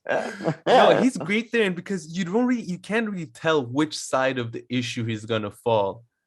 But I think when it's him, Kim, and Ryan, he tends to fall more on Ryan's side. That's the best. I find, but yeah, that one's Yeah, great. yeah. But Briahna was a great addition, and yeah, I couldn't believe JR was Oh was man, let's called talk about a. that. He seemed to have a new showman. I don't know if he's still with TYT or if he's part of their network or they Man, had a I falling out. think he But is. Jay Yeah, is what host. still with He's TYT. yeah. His Twitter account still says it. Okay, no, I Yeah. just yeah. But oh my god, JR, does he ever have what? Does he ever anything to add to the discussion except like basically just confirming what the other person said?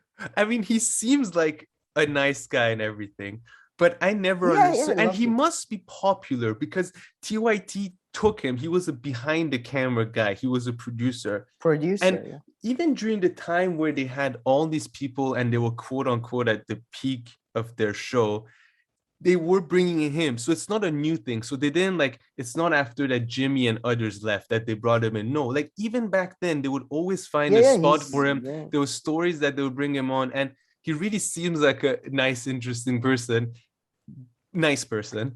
But I always found the stuff that he said to be like the least interesting out of everyone I had seen on TYT. He would like point He out the most obvious things, but making it seem like it was such a breakthrough. Maybe I Yeah, do that as that's the well. thing. Maybe we all do it. But out of everyone, so I never understood like why there was this push to bringing him, in front of the camera. And I guess they've kept him because I'm sure they've looked at some numbers and stuff, and he must be popular among some He people, although I've never heard anybody else on YouTube discuss him or. But yeah, so now he's I actually reached the stage of becoming like an independent special commentator commentator. that is called on Yeah. other shows. So I mean, kudos to him.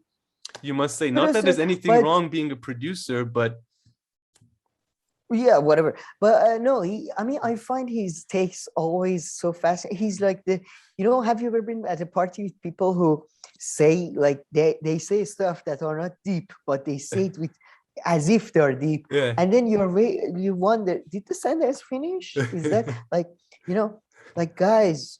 I see this police brutality video, and I think why the police are so brutal. Couldn't we just not be so brutal? And then oh, did he finish? Is that like, was that a point? What happened? Like he just the most mundane takes put in the most, the most guys. I don't understand this. I don't know, man. Yeah, but yeah, kudos to whoever. Yeah, well done, I suppose. Yeah. You always bring me back from my like my gossipy nature, but whatever. And so they discussed a few things. So we talk about the Kim video. There's the M&Ms that we can talk about. There's Barry Wise on Bill Maher, Oh, although we've mentioned a few times. Pretty much. Yeah, well, I would say that because after Barry Wise went on Bill Maher review and stuff, they like they Whoopi Goldberg the video of saying you shouldn't say that and stuff. I do again as always. Oh, can you hear me? Yeah, I can hear you. Oh, my headphone mic just finished. Okay, yeah. Although I think I'm glad there is freedom of the speech. Again, you want people to reveal themselves as who they are. Then you can, then you can keep your distance. So so I don't understand this. Like, why do you not want to know other, like, who is the crazy people? Why do you want to just shut people up? Sorry, apologies for that. But yeah, so I prefer the crazy people to be out in the open so I can get to recognize them. But what she said, the way she was saying, oh, we did for 2 years. American people did everything. Yeah. We did everything. We stayed in. We get vaccinated. Is it not enough? Oh, please. Like, this is Yeah. not, I don't understand this overreaction, mental health issue. Oh, get over yourselves. Especially someone in her Please. situation, right? I mean, we're really Oh, talking yeah, about yeah, people like exactly. her and she thought she was being so funny. She's like, I watched everything on Spotify And Tiger and King. the Tiger King. You see, that's the thing. I feel like some of these people still live in like March, April, May 2020. It kind of seems like it. And regardless of if you think that, if the current measures are good or not, if they're an overreaction, right? The pandemic and the issue doesn't get solved based on how many measures you've like applied. They have to be the right measures, and at some point they're enough and you remove them. So just because it's been 2 years, who knows? Maybe you need to do this for 150 years.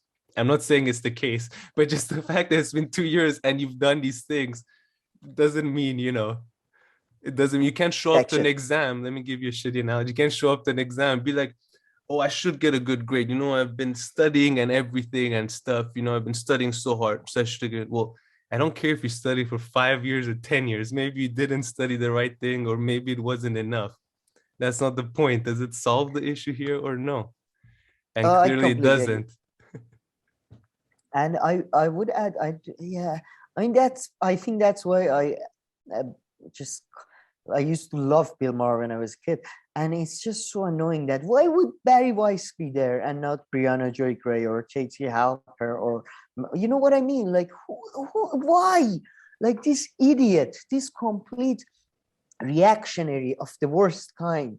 Like, why is she on TV? It's just extremely Yeah. annoying. Well, I mean, Like, Briahna was great on that topic though, when she spoke about it, because because on the COVID and stuff like that. And she just made the point about, like, things have changed over the past 2 years and it's not the same, and we have new pieces of information. So the fact that you're saying it's all the same, it's not even true that you've done this for 2 years, not even true. And then she gave the example of herself with the gym. She was like, in the first year of COVID, I oh, didn't yes, go to yes, the you're gym, right.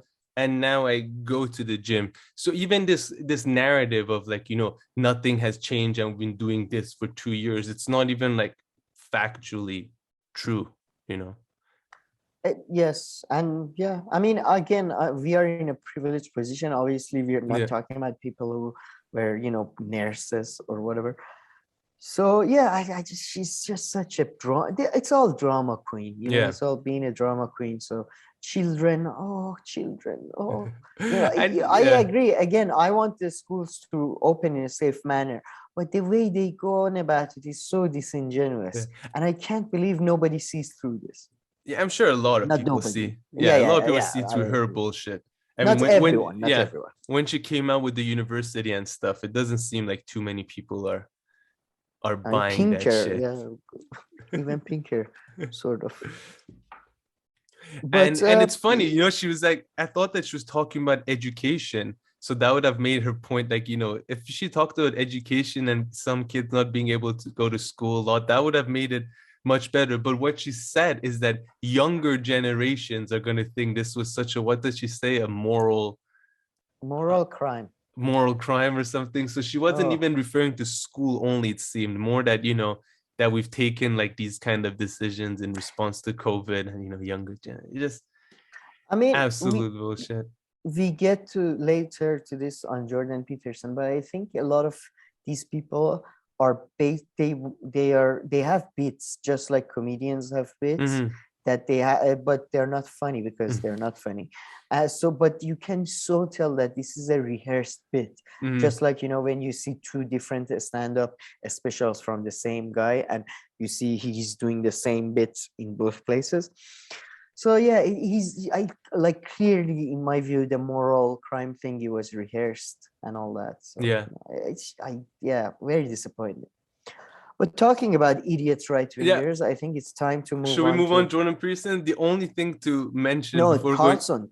Oh yeah, exactly. I was gonna say the Eminem story. Yeah. Talking of idiots right winger. Yeah, and then after that we go to Jordan Peterson, which should be fun. Yeah. But yeah.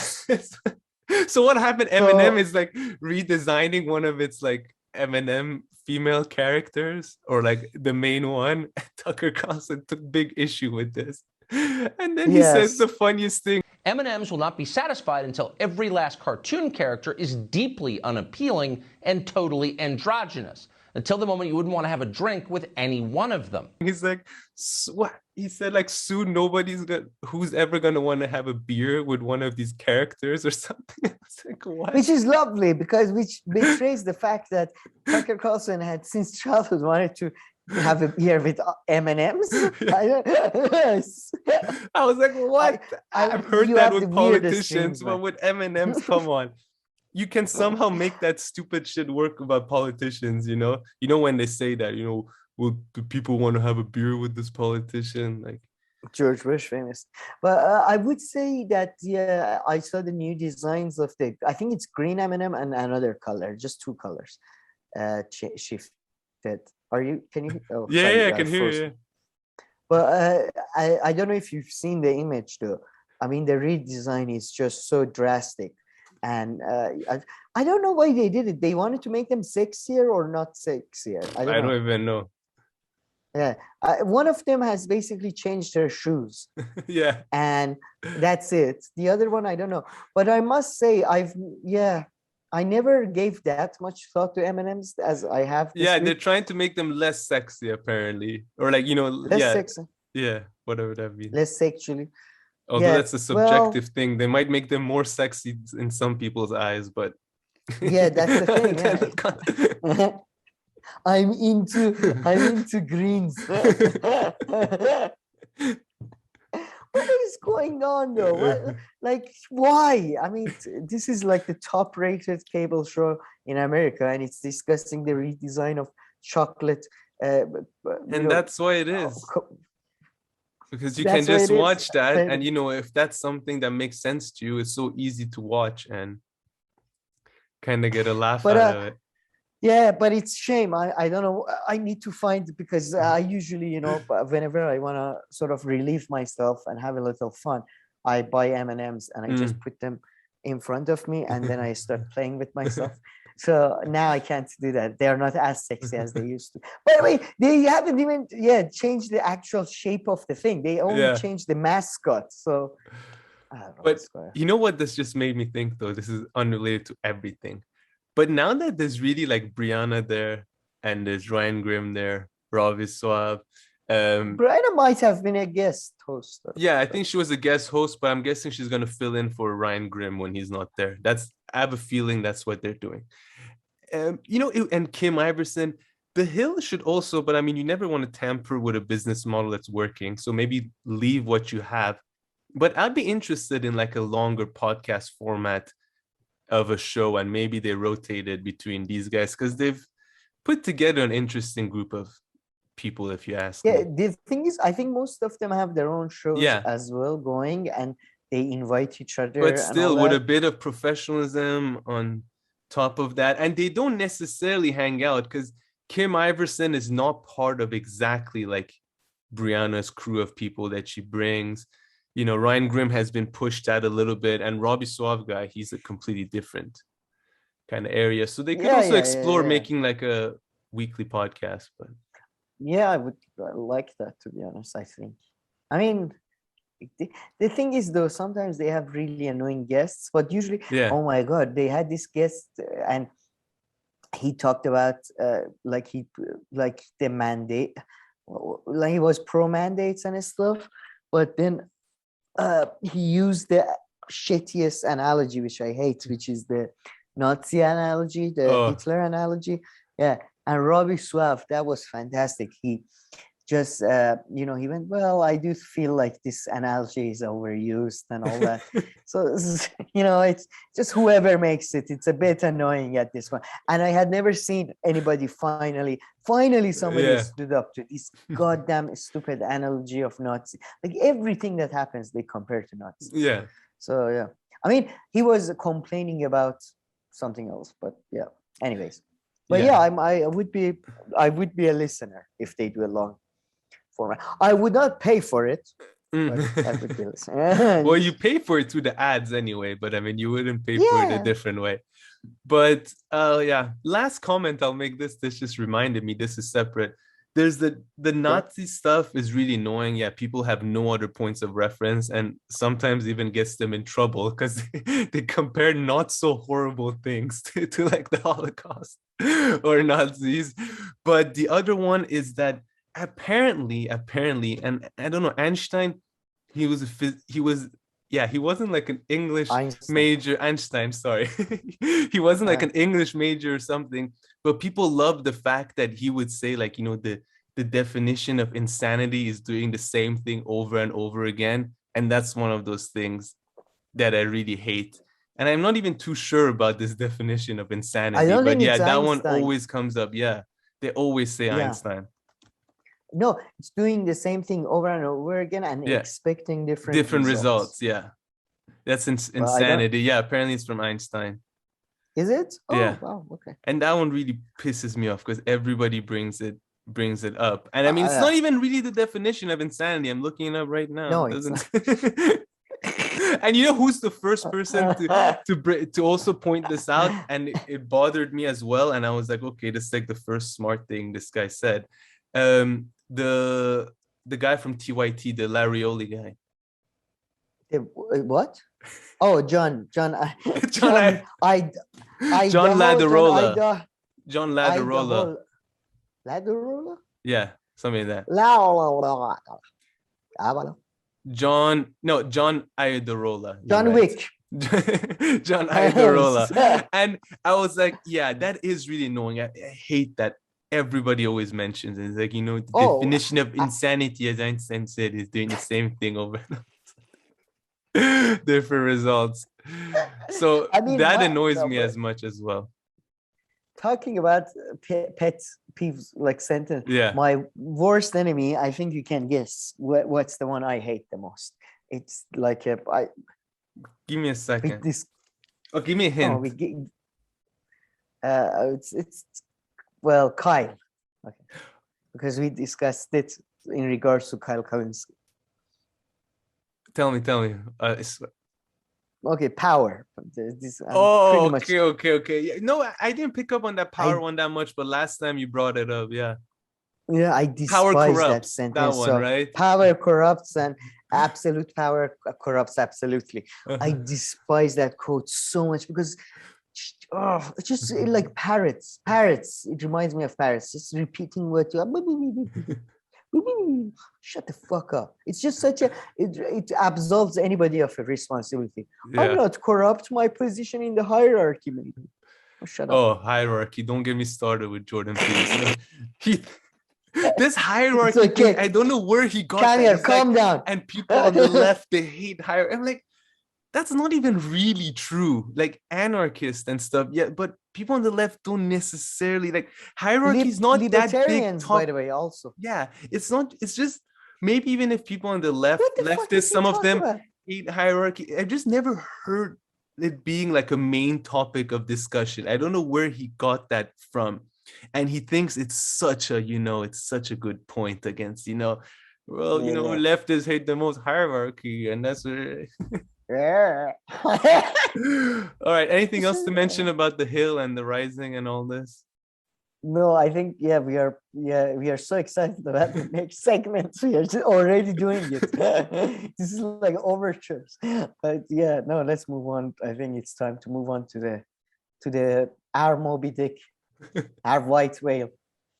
All right, Sam. I think the wait is over. The moment has finally come when we get to talk about Jordan Peterson's interview on Joe Rogan. We'll probably for the third or fourth time between us, but the first time.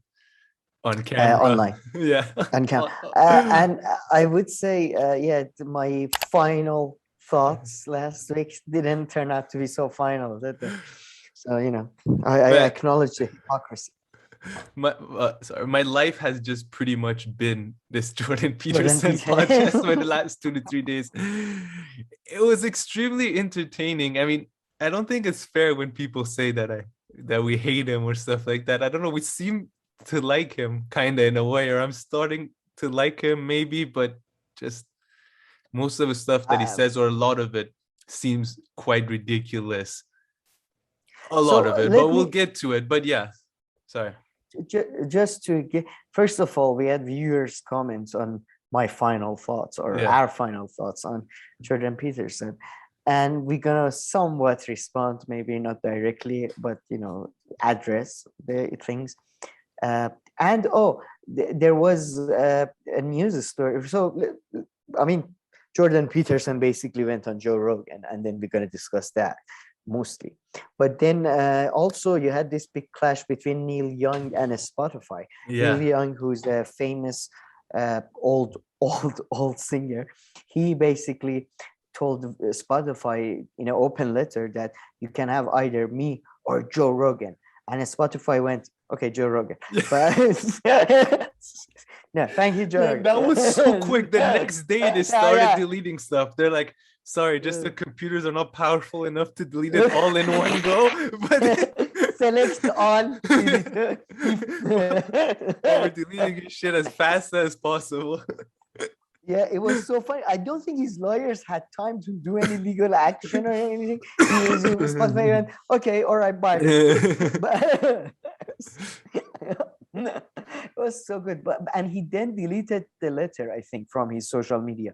So I don't know if he's still going through with that. Man, from what I heard is that he regretted even sending that message to his managers, but it got out or something like that. No, I thought I thought he shared it. Yeah, okay. He shared it. No, I thought he shared it with his managers and stuff to share it with Spotify, and then he regretted it, but it was too late or something, or I don't know that part of the story. I think he did it in an open. I thought he did it in an open letter format, as in I'm taking a stance, and then what happened sort of made him and there was quite a backlash, I think, online. Yeah. Well, apparently, according to I guess the record label also asked on his behalf or something. Oh, did they? Okay. I thought I didn't think they had enough time. It was just happened so quickly. Yeah, I know.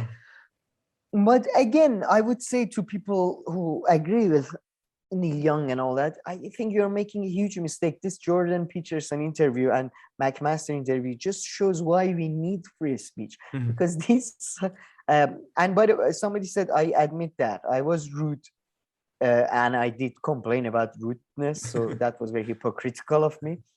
But I would say, even though I'm rude, I do at least address. I never say Jordan Peterson as a human being is a bad. I don't know him. I've never met the guy as a father, as a husband, blah blah.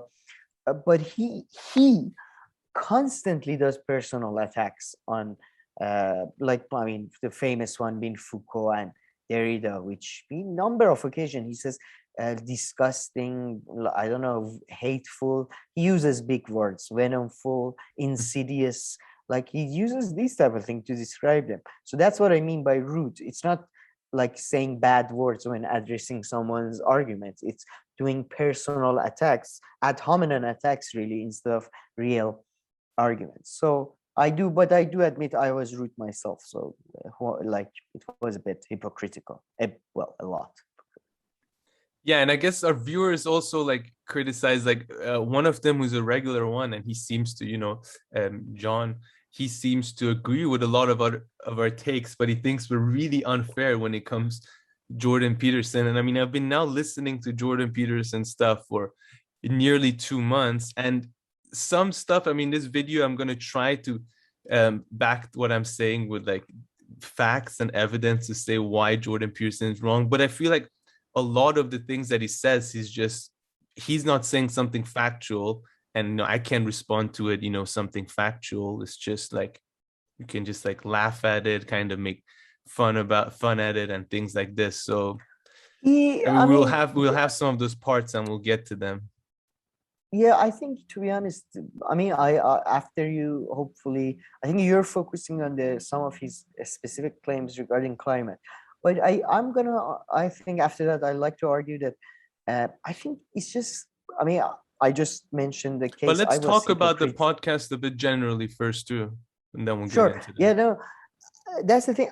First of all, it was a hilarious podcast. The beginning was just amazing. The beginning was bloody fantastic with the like, and as you said, I can't get it out of, like, so many animal allegories. Just why do you need so many animal like He loves everything with animals. this stuff? I know. And yeah, it was a very funny one. So as a piece of comedy, some parts of it was just too funny. We'll discuss that. But I think Peterson is definitely, like, he again, I don't know him as a person, but in his arguments he's a hypocrite, because he constantly complains about other people being ideological in the way they, art can't be ideological, you should approach art apolitically. And I personally don't believe you can have such a thing. But and then he puts forward his own interpretations as if they're the most concrete and obvious, and that's what the author meant, and that's what the writing should mean to you, and all that. So, that's the biggest problem I have with him. I mean, I checked out this video of him. He went on Dave Rubin. He says this is a specific quote. So, quote, the artist who subsumes the artistic vision to the ideological framework is putting the cart before the horse. It's actually a sin, I would say, ultimate creative sin. So that's what he says about, and I'm of the view you can never have a political work. Even a political work is in itself political, in a sense that it is not taking side. So that's okay. You disagree, agree with me there. But I mean, you clearly have a framework. You have clearly defined your framework as some kind of Christianity. So you are not in a position to make this criticism, because you're not even claiming or adhering to some form of apoliticalness, even if that's possible, right? So that's what pisses me off the most about him, I must say. And his idiotic use of analogies is just, it's just the cherry on top. I think what maybe pisses me off the most about, the animal stuff, I mean, it is crazy. So, I mean, we'll get into the climate change stuff in a second, but what everybody in the media picked up. Sorry, I cut you off. No worries, no worries. So I think I was going to say, like, what are a few things that piss me off about him? And this is not, by the way, to completely, like, undermine everything that he's done, or that, he has no, like, expertise anywhere, or no knowledge, or, so people wrote in our comment section that he's helped. How can we say bad stuff about him when he's helped tens of thousands of young men and stuff? I mean, I'm not sure how they know, but let's take that. Let's say, like, sure. I mean, people who bought his book, portion of the people who bought his self-help books, young men, those ones, they're really helped out by the Jordan Peterson book. If it weren't for his book, they wouldn't, or his advice, they would have had other issues. And sure, maybe that is for granted. And like you were saying at the end, I think when he was talking about psychology and all this, clinical psychology, it kind of gives different impressions, the stuff that are saying. And that I have not much here. I don't really have any problems with what I heard there to come and point out. But I was telling you, like, everybody has multiple not multiple personalities, but like multiple, like, identities, right? This is like very commonly talked about in social sciences. And you can just see them clearly. And there's this one identity of his, which is like this mainstream one, where, he goes on podcasts and he talks about different topics that they're not the ones that he's an expert on. And these are the ones that, I think have made him really popular, like, talking about trans issues or other things. And a lot of them just have a lot of holes in them. And he does like two things. So we're talking about stuff that, piss me off. One is like the non-stop animal analogies like some are so relevant. Like in the first 5 minutes of the podcast where he's talking about the There's about flaws of 6. climate models, which we'll get into, he references this analogy about chickens. Do you remember what it was? He goes like straight away into chickens, and Joe Rogan's like, okay, that's fine for like chickens and stuff, but I what don't remember about the chicken was. in any case? I mean, I don't see. I wonder some of our viewers No, who man, really it like is- him, do they find all these animal analogies like relevant? I mean, he just loves them nonstop. And then the second thing is that this he's really a master at, and he throws this. And I think I have an example of this, which we'll get into with the deaths in nuclear compared to solar, which is, what did you call that? A shock jock or Yeah, I think he's a shock jock. yeah. So I Like, mean, shock jock was by that like you the mean like radio. yeah. What? No, shock jock used to refer to radio, like DJs or comedians that try to basically shock you by what they say. It's so out of band, man. Oh my God, he said the F word, he said the C word, Yeah. and it's just, I don't like it, to be honest. It's not, I hate it in many ways. It's like, it's the jump scare, jump scares in horror movies. Okay. Basically, boom. Yeah. That, like, it's that jump scare of comedies. It's the cheapest way, in my view, to try to get laughs. But I do feel like he's a shock jock. I mean, let me just read this. If I want to summary my view, it was unstructured musing of a frustrated hippie who has finally joined the cool kids. That's what it comes across. Like, he comes across both as a hippie, and he comes across as an incredibly tense and somewhat rigid individual. And yeah, the things he espouses, I mean, it was very interesting. You said we are different characters. That's very postmodern of you. Very, individual. We are different not identity. individuals. Yeah. No, people, we present ourselves different in different situations. And as you say, with his case, it's very, I don't know, I think it is very obvious that he's playing a character, I think. I don't Or know. maybe just, one way that I understood the kind of shock jock reference is that, like, you'll be talking about a topic and like he'll throw a fact about a particular aspect of it that will, like, kind of get your attention, and it's cool and stuff, but it has really, but man? really it's like parallel. It's not even parallel, it's like tangent to the issue. It's like a small part of it, but like he'll throw that, and he's so good at that, and you wouldn't realize, like, when they're talking about the nuclear stuff we'll get into, the solar nuclear panel and solar, he throws in this fact about that, which the media actually thought is wrong, but is actually true. We'll go through that. So what he says is true, but it's just irrelevant, but he's very skilled at it. So that made it all seem like, okay, solar power and all this climate change thing is all kind of bullshit. It's not talked about. Whereas he just gave a very, like, irrelevant fact on the side. So those are just some of his skills that I've kind of picked up on after listening to this 4 hours. And I but yeah, I must say that it was, and Joe was on to him, no? And I mean, I've been telling I think so, this, yeah, because he fact I checks agree. him No. quickly in the beginning over the over the 7 million kids dying from internal, like, pollution. He other times that's he by gets the way, frustrated. the shock jockiness comes like, did you know 9 billion kids die every minute? Because of, I don't know, because the 7 million kids pollution. die every year because of I know, everything. exaggerating. Yeah. Did you know more people die from pedestrians have car accidents than car have car accidents? Yeah, what's like it's just I mean, I somewhat hate it because it reminds me of myself when I was like a teenager. When I was a teenager, I grew out of it, I stopped doing that. Like, it's a way to get attention. It's a way of, I guess, peacocking in a way, like, look at me. And but Joe was fully onto him, right? Like, fact checking him. He was he wasn't like in awe of him, like I've seen him be not at all. with what's his name, he laughed at the him Tesla twice. guy. Yeah, he laughed like badly in his openly. face. At least. But how can you not? Like, one of them, I laughed, like we talked about It's Always Sunny. I was laughing out loud. He talks, oh my God, the whole Do you remember which one? Inflation. Oh, the inflation and the grasshopper and the ant. So, you think ant is smart because he collects and saves his food for winter, but what if there is inflation? Then grasshopper, and if the grasshopper has invested in the subprime mortgage market, he has bought some options in the future. He has some options in future of the oil market, and he's beaten the inflation. So who's in charge? And I love it when Joe Rogan goes, inflation doesn't mean jack shit to ants.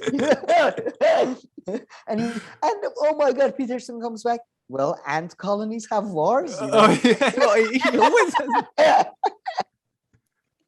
What if there's didn't think of that, did you? Definitely in the wrong field. Forget about psychology, psychoanalysis, and all this. Go become who studies animals? Biologist? I don't know what's the exact zoologist. I think he loves animals and the animal kingdom. It's just it was amazing. So good, man. Birds. I love birds. One part he's saying something, he's like, even birds. This I'm like, what? Even birds? When did you establish something about birds that now you can suddenly come in with this even birds thing? Like, okay, birds do it. Okay, guys, we have to. Birds also shit while they fly. Should we go? It's so funny, man. It was so funny. And I don't know. I love his analogies, just like the mosquitoes investing in the, juice market. I don't know.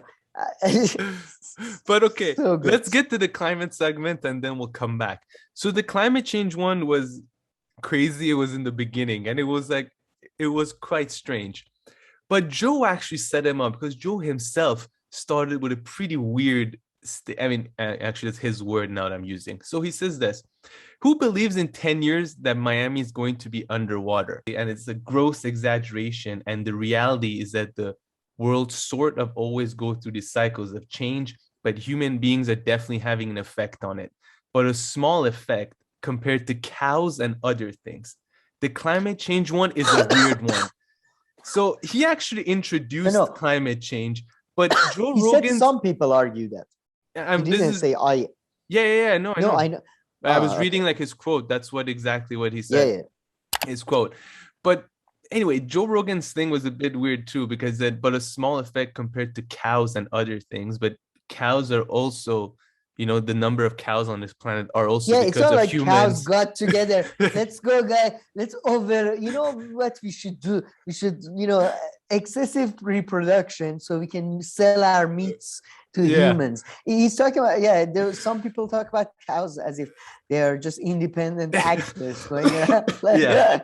Guys, let's set up shops near, which land is good? Brazil rainforest. Let's go there, cut some of the trees down. And then he used the word climate change, the weird one. Anyway, so my whole point with that is that Joe Rogan introduced the climate change debate the climate change topic very on in the podcast. And so Jordan Peterson went on from there. So the first thing that he did was he brought up the margin of errors and the variables that was amazing. To dismiss all climate change studies, right? So I want to break this down. All other studies. You can, based on that, you can basically, human experience is it was very clear. That's my first point. It was very clear. Yeah, that's my first point. First, let's talk about the variable ones. So because that one's even simpler. It's but which variables do you use? You can put this variable, that variable. But that's an issue with every single field. The same thing can be said about your field, right? Which variables do you use? And you don't just pick any of them out of the blue. It's based on, hypothesis, past literature, past studies. He just shat all over all the sciences, which he's involved too with that statement. So I didn't get that. Then the margins are a bit more interesting. So the errors, are a bit more interesting. So we can get to that one right after. Yeah. No, again, I think he's just figured out that's how. But there's no way he didn't works. just figure it out. This guy has a PhD and a master's in a social science thing. The first thing that you hear in any social science classes and all that are these discussions about, models and the variables that we choose and the subjectivity and all this and which variables to choose and we should control for these variables. These are the first things that come out of all teachers, their mouths of that. Well, from what I've seen over the past 15 years or so that I, first went to Hey, look, university. man, So that's definitely not, making that seem like it's not something that is shared widely in universities or stuff. It's misleading. And I'm sure he knows that about, he knows, the problem with which variables to choose, have control variables. Is this variable actually having the effect that you want? These are like central to social sciences and all kinds of issues that they have with, producing positivist like kind of results. well, no, not even social sciences. We are talking about first of all climate change. So it's the natural sciences. Even in natural sciences, man, they don't modeling, and again, it's just very reliability of a study is the ability to reproduce that study and get the same results, right? It doesn't mean you will get exactly the same results, and that's the whole point. Like, again, it's like obviously, the farther you go into the future, it becomes harder to predict things because variables increase and their effects on each other are unpredictable pretty much. So again, like, you're describing life, not even science. You're just describing like human, like, okay, if I want to go out, I have to guess that, the shops are open, but of course, again, you're just describing thinking. It's funny And that you of course say they're that. not gonna, You're talking about thinking and life, because he quickly goes right away with saying, that's the problem with predicting the future and why humans can never like be certain of what they're going to do. So he brings it like completely out of the climate change discussion and brings it about like humans predicting the future and all this. But let's get into this. So this, he didn't mention it, but I looked into it and I'm pretty sure this is where it comes from. I mean, first, we all agree that climate change models are not 100% probably reliable. They probably all make some mistakes, but although the literature goes back, quite a while now, and they keep on always making new models and testing this model with these variables compared with another scientist's findings and all this. So we know. But he was saying something else, which is that he was saying that because there's like a margin of error, right? That margin of error just multiplies itself over time, right? To become like this insanely huge error, right? But I don't think that is actually true. Like, a margin of error remains and it might become bigger, but it doesn't exponentially just multiply. Like, just because your margin of error is like in 10 years time 3, it doesn't become 6 and then like 18 and then 36. It doesn't go up in that way, right? And I think what he is referring to is that this paper studied this paper. Go ahead. I have his exact quote. Do you want me to read that? Yeah, sure. So another problem that bedevils climate modeling too, which is that as you stretch out the models across time, the errors increase radically. And so maybe you can predict out a week or 3 weeks or a month or a year, but the farther out you predict, the more your model is in error. And that's a huge problem when you're trying to model over 100 years, because the error compounds just like interest. So that's what I think. Yeah, exactly. So my understanding is that, okay, all the way until the error compounds, that is where like he kind of starts, that's where I don't agree with him, right? Because sure, maybe the margin of error will be much more for something in the future, but not in this way that he's saying. And I believe he got this from Patrick Frank, who has a PhD, a member of the scientific staff of the Stanford synchrotron radiation, right? So he's a person who works at Stanford and he's a physician. And in 2019, he put out this study and he said that, because climate models have these kind of, things that you're uncertain of and all this, as you go over time, these just multiply itself. So he says when climate models actually find that, that in 50 years, the weather is going to be, let's say, plus 1.5 degrees warmer, plus or minus 0.3. No, that's bullshit. It's actually plus or minus 20 or plus or minus 25 degrees. So it's just so absolutely wrong, these models, right? These models are so absolutely wrong that they're useless. So here's a quote from that guy's study. Large but previously unrecognized uncertainties must therefore exist in all the past and present air temperature projections and advanced climate models. The unavoidable conclusion is that an anthropogenic air temperature signal cannot have been, nor presently can be, evidenced in climate observables. right? So it's saying that the error becomes so much that these climate models are absolutely bullshit. I'm pretty sure Jordan Peterson got his argument exactly from this. And then pretty much if you go on the internet and if you look up this person's study called Propagation of Error and the Reliability of Global Air Temperature Projections. So I was listening to him. It's interesting. The guy, he did this on like his part-time because this is not what he's hired to do. So he did this on his own time. And it took like 12 or 15 journals that didn't accept his paper. And he points out that the people doing the peer review, they weren't good and they didn't understand. So finally one journal accepted it. A good one too, peer review and everything. So that's fine. But there are a lot of people after that, a lot of other scientists and stuff who dismiss what he's saying. And just one of the main claims that they have against it is like, why do you think that this mistake just compounds infinitely, like just like doubles, which is not true. And then they point out how models can show the past accurately, and of course they have mistakes. But yeah, this whole thing that the models become absolutely bullshit, I think he got it from this Patrick Frank in person. I wouldn't be surprised, but again, you have to go case by case. What are you talking about? Maybe you're talking about, for example, I don't know, reduction of quality of soil. In that case, due to acidic rains. In that case, maybe they do compound because they're like, you have to go case by cases basis but just look at your weather app. Your weather app is, for example, it says it's going to be rainy today, like 60% chance of rain. It doesn't say 100% chance of rain. And usually when it says rainy, it's at least cloudy, like that's how, like, you can predict the future of. So of course, again, what are you talking about? Climate change as a whole, I'm sure, because climate change as a whole has so many variables going into it, modeling for it is extremely difficult and probably inaccurate in terms of like being 100% right. But I don't know about this guy's study. I don't know if he just looked at climate change. He just looked at climate models. So it was saying that all climate models, they make this mistake. Are wrong because. So he completely like dismisses all climate models, right? And I'm pretty sure Jordan Peterson got this from this.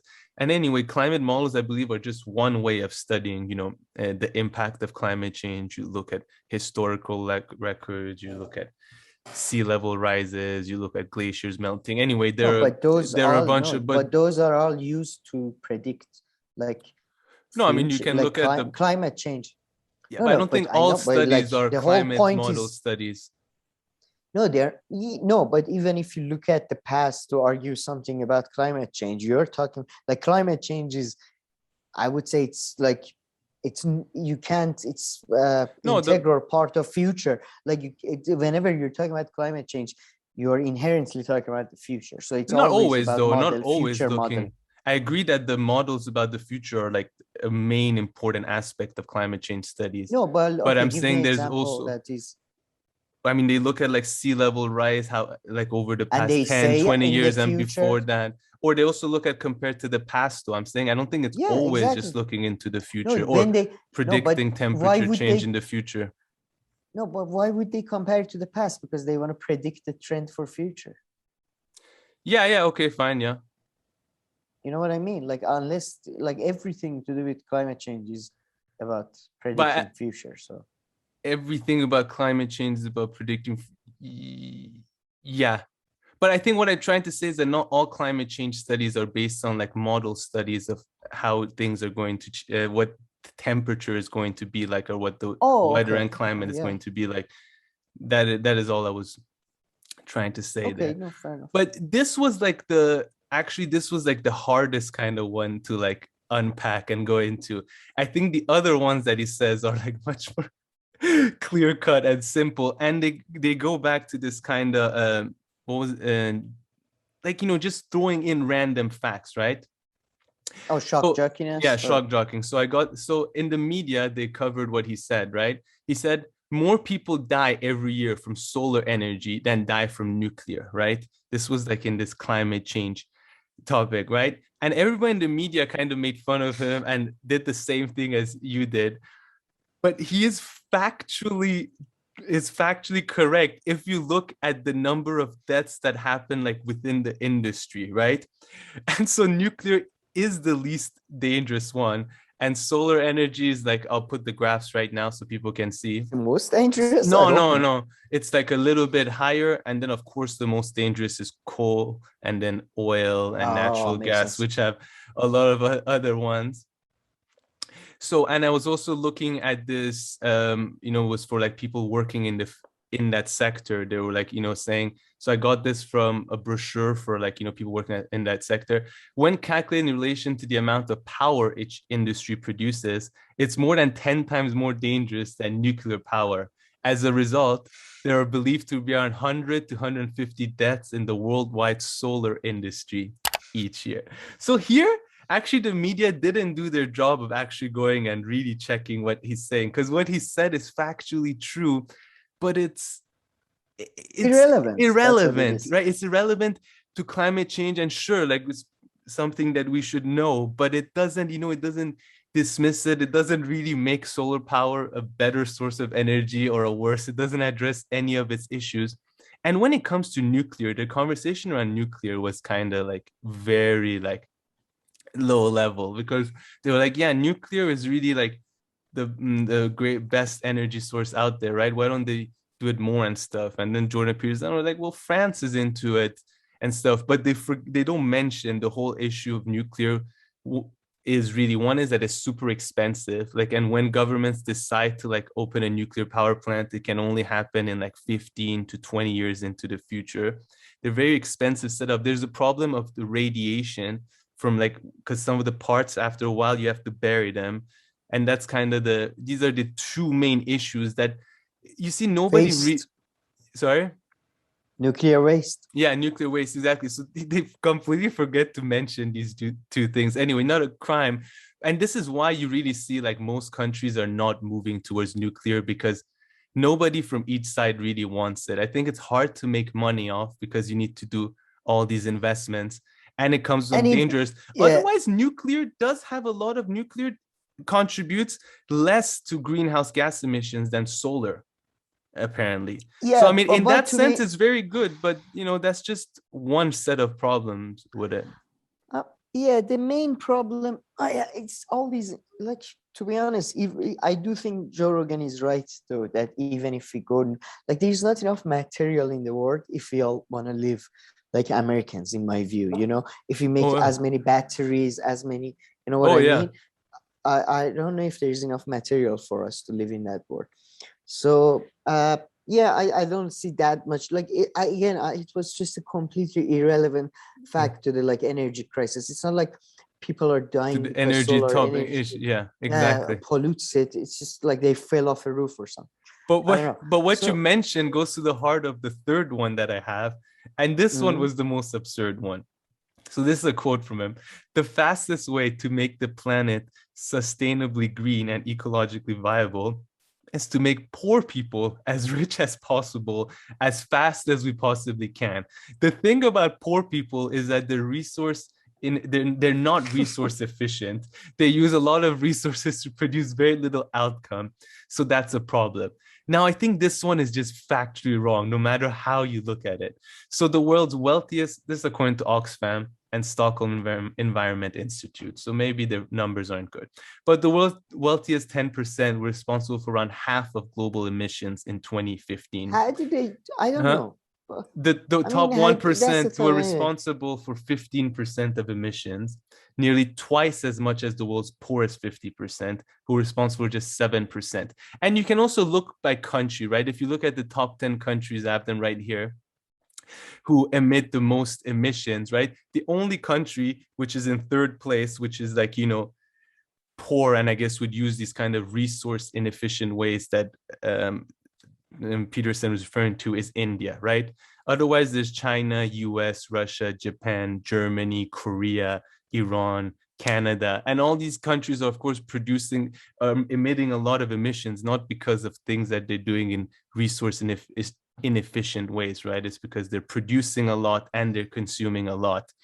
So I did find that to be that was the funniest, craziest one, that poor people are responsible for more greenhouse gas emissions than richer people. I mean, has he even ever looked around, like, you know, who buys stuff, who travels the most, who eats the most, who has bigger houses, who has bigger cars, who has more cars, all of these things. So I don't know where he thought that makes sense. And this is the point where he quickly went to the whole indoor and like dangers of, like, you know, burning wood and stuff indoor. No, burning stuff indoor and 7 million kids dying from indoor pollution per year. I don't know.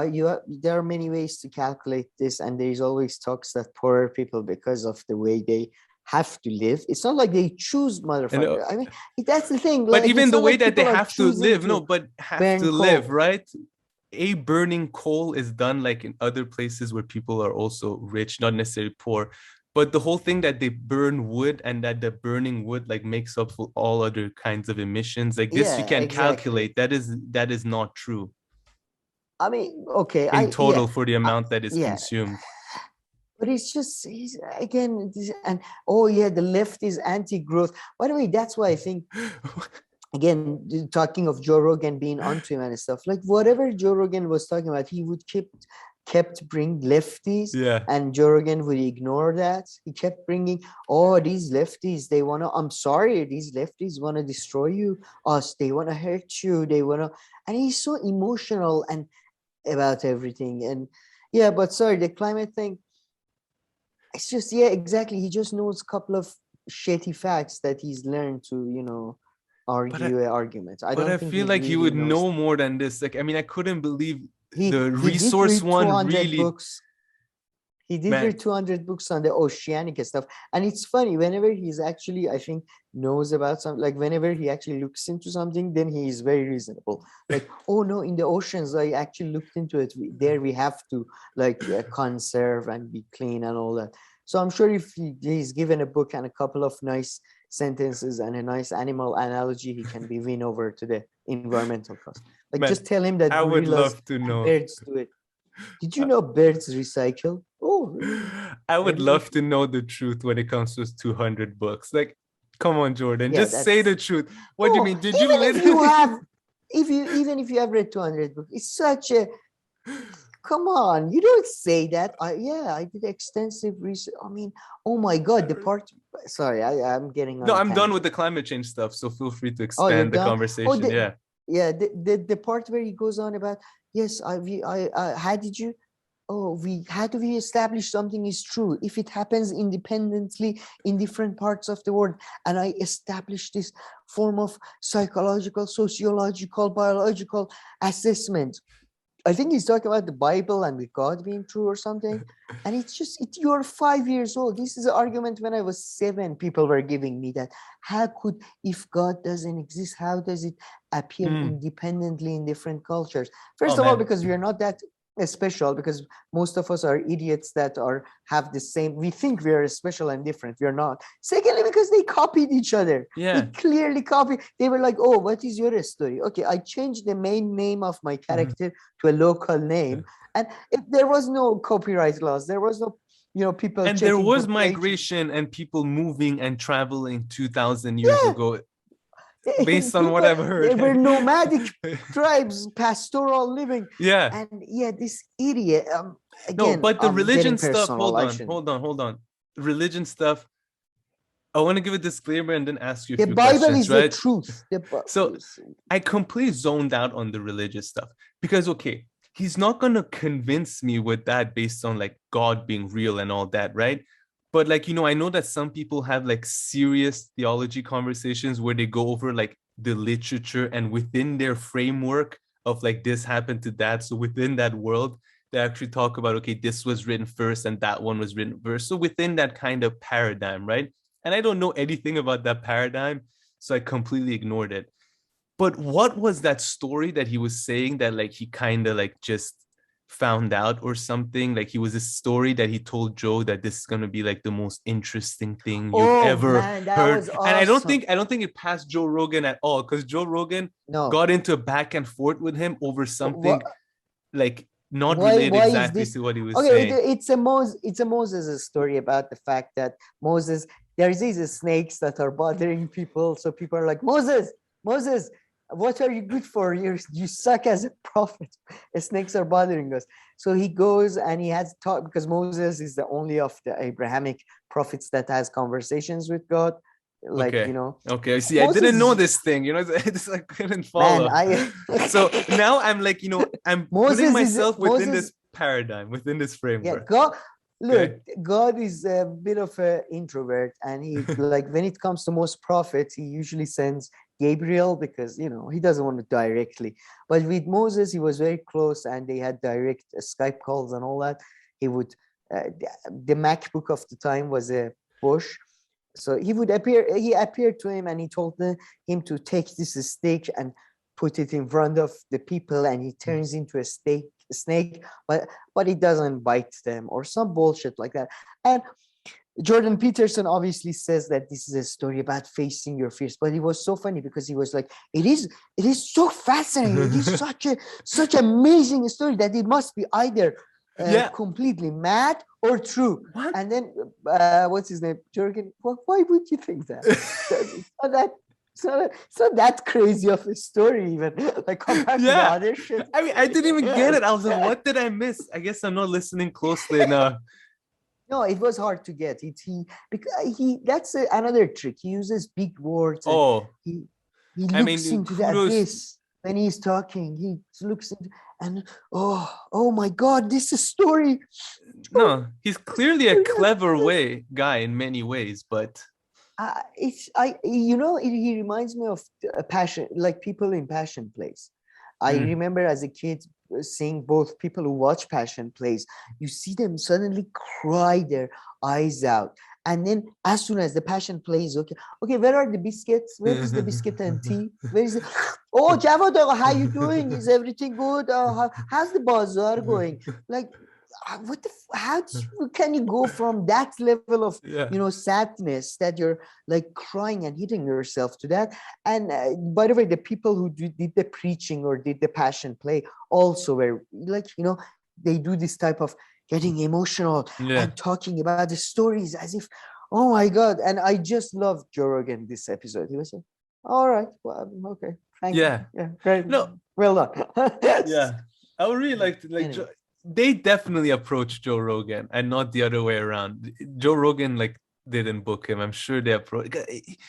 He just didn't seem like he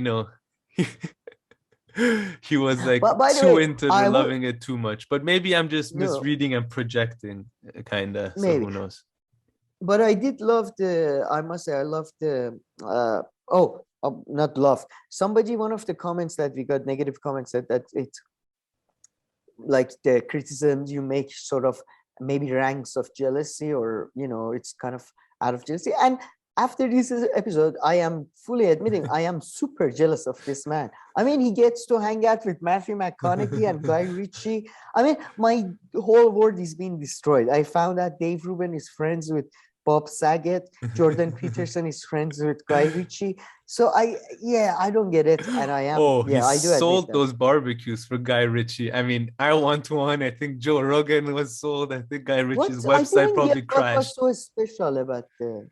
It's pretty much a Korean barbecue, but he sold it to people, and barbecues are really fun. So I mean, thereafter, I agree with Jordan Peterson, but nothing. It's just like a gigantic, expensive $60,000 huge picnic table with the barbecue right in the middle of it. So it's a Korean barbecue. I mean, you know what Korean barbecue? You go to Korean barbecue restaurants. There's a barbecue in the middle of the restaurant, not middle of the restaurant, in the middle of your table, and you cook. So this looks like you do this at home, in your backyard.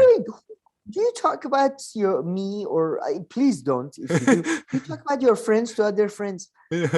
Damn, what a smart guy. He's a genius. And very good sense of humor.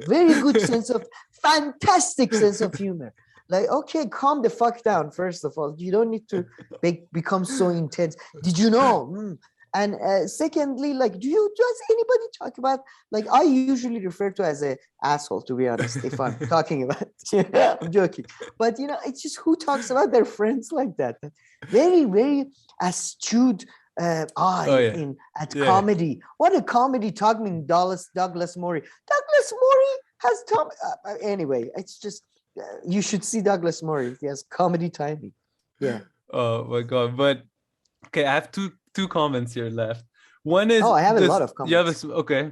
Let me actually finish one about climate change. I forgot, Go is ahead. that climate scientists and anybody who cares about climate change, they should really be thankful to Joe Rogan, because I feel like he put climate change on the map this week. Like, all these scientists came out to put out tweets about climate change, and the media actually cared about it.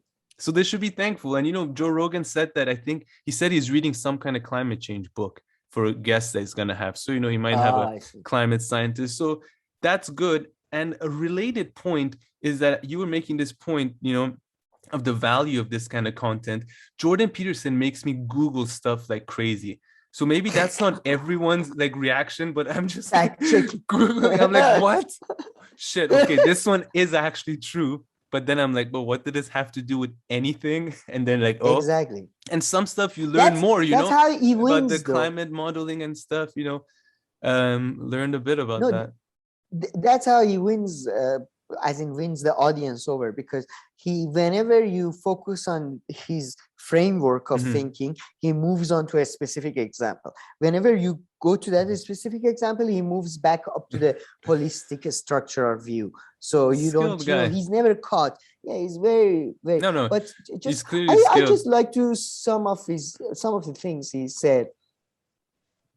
I hope people hearing it from me, maybe they're not, because I think maybe the way he says it, but listen to this. Hobbit, this is about The Hobbit, the book by J.R.R. Tolkien. It introduces shamanic level religious preconceptions back into popular culture. The definition of religious experience, that it was attractive enough that everyone read it. What the fuck? But I mean, I'm sorry. I don't know. Am I supposed to understand this? Maybe I don't. Maybe look, JR, there is a. What is he trying to say there? He's trying to say that art can be a religious experience, and through art we can have collective unconscious. And The Hobbit was a very good example, because it was a story that the guy went and took the ring, and it's one of the oldest stories. And it's a good example. It's one of the fundamental stories of our lives, and because it introduces shamanic level religious preconceptions, this is the part where he talks about 25,000 years we can draw our I mean, what the fuck are you talking about? Like when they talk about civilizations, Joe Rogan is, I think, talking about America, maybe the West. He's talking about humanity as a whole. But I mean, you could argue The Hobbit again had religious motives and all that. J.R.R. Tolkien became religious towards the end of his life, but that's not why it's popular. Or I mean, and then he talks about when The Hobbit comes back, they share everything with the community. When did that happen? From what I recall, he hoarded his gold and all that. So I didn't even give it to Frodo, from what I recall. And then look, by the way, when I was saying that, look, I'm rude to his arguments, but look at what he says. For example, then he's comparing Hobbit to something else. It's opposite of dropping out. Timothy Leary let politics, his uninformed political misconceptions, contaminate the sacredness of his experience. He wraps the entire culture in doing so. So when this is where the part they're talking about psychedelics, and he goes on. By the way, you can tell it's oh man, Joe, wait till they open their eyes to psychedelics. Oh, Joe, wait for them to open their eyes. They will see. By the way, besides Joe being onto him, why was he sucking up to Joe Rogan so much? Like, I don't suck up to my boss this much. You know what I mean? Do you like? I don't. Am I crazy? No, not on that level. Joe, like, come here. If come here, what you do here, man? You're so brave. Every week you put yourself. Just keep doing what you're doing. The poor Just guy keep doing did what cry you're- twice, huh? But not gonna make fun of I mean, I wouldn't have made fun of it if it didn't seem like yeah. it's either a show or he needs help. Like I don't. But sorry. What else do you have? The artist. Oh yeah, listen to this. The artist who subsumes. Oh no, I did read that. Oh, he says that when people criticize you, you become a shell and then you go to a corner. So it seems to him, if people criticize you, you either become a shell or you become an asshole. There is no middle ground. Oh, I You didn't can't pick on just that. I didn't hear that one. Yeah, you can't just take in some criticisms and go, oh, maybe I can work on myself and make myself better. No, I have to blame myself so much that I become a shell, or I become like, I don't have white guilt. I don't have this guilt. I don't have that guilt. Not that, by the way, I don't think anybody's guilty for the crimes of their fathers, but he's just so dismissive of the arguments and all that. And in the end, I'm sorry, but I've had a lot of experience with psychiatry. The way they talk about Xanax, it's as if it's heroin. I don't understand why Joe Rogan, who's doing DMTs and all kinds of drugs, Xanax is basically a sleeping pill. It's not a huge. Yeah, that part I don't know. I mean, I know that all these pills, you can also get addicted to them, and they can be overprescribed and all this. But alcohol. Yeah. No, it was very surprising to me. Joe Rogan, as somebody who's like, pro. But that's different. It's non-pharmaceutical, though. It's different. And he would say those drugs are much more dangerous and all this. Joe Rogan said some weird stuff about psychedelics too that I didn't pick up. But I've written down about Dawkins. That was about Dawkins that didn't have experience, so he can't talk about, because there's a video of Jordan Peterson where he says that the two snakes that go, the old Sumerian thing, he says that may have been shamans or whatever. They saw it in a psychedelic dream and it was a representation of DNA, and Dawkins made fun of him or scolded him over it. So but Joe Rogan was very defensive of that. He was like, and it's because he hasn't done it, and if he does the drugs now, he'll see. And it's not because now what DNA looks like, so you'll get like, or at least you have representations of it, so that's why that's what you're going to see. He got like very like serious and like pissed off there. He was like, because Richard Dawkins has an experience that he can't really make a claim because you see weird things. But okay, you see weird things, you might even see a helix shaped thing when you're tripping. That doesn't mean that you had a vision of a DNA. And everything is possible, but there is a like, as everything is possible, what some things are far more likely. Is it more likely you hallucinated, or is it more likely that you went to, like, you managed to get a glimpse into a real metaphysical world? I mean, I found that part to be very annoying as well. But Joe Rogan said the smartest thing I heard on the whole podcast with how Joe Rogan like summed up Twitter, and he was telling Jordan Peterson to but he said, well, he got that from C.K. Lewis, I believe. He said, one way to understand all these tweets and comments on Twitter, he's like, it's just talk. He was like, back then, wouldn't you and your friend just like, be like, isn't this celebrity such a piece of shit or blah blah blah? It's just that now it's put in writing on Twitter, so you actually see it and it's there written in front of you. But it's just like talk, and it doesn't even mean that the person hates you that much or in that way. It's just how you talk about something that's pissed you off. So that was very insightful by Joe Rogan, or C.K. Lewis, I guess. Very good point. I definitely agree.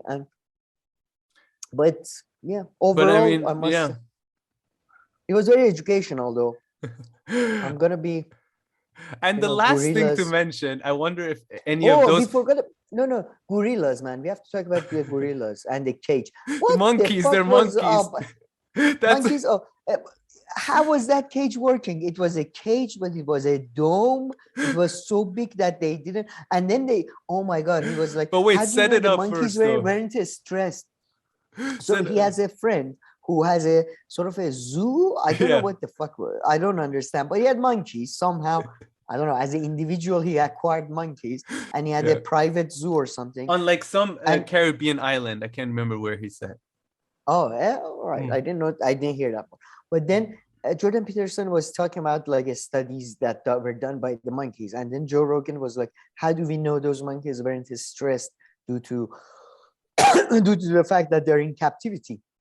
And then Peterson is like, no, they weren't. They were very happy. And No, he's like, no, they were free. They were like, they free. They weren't in a cage. Like, no, they were in a cage. It's like they weren't free. It's a big cage.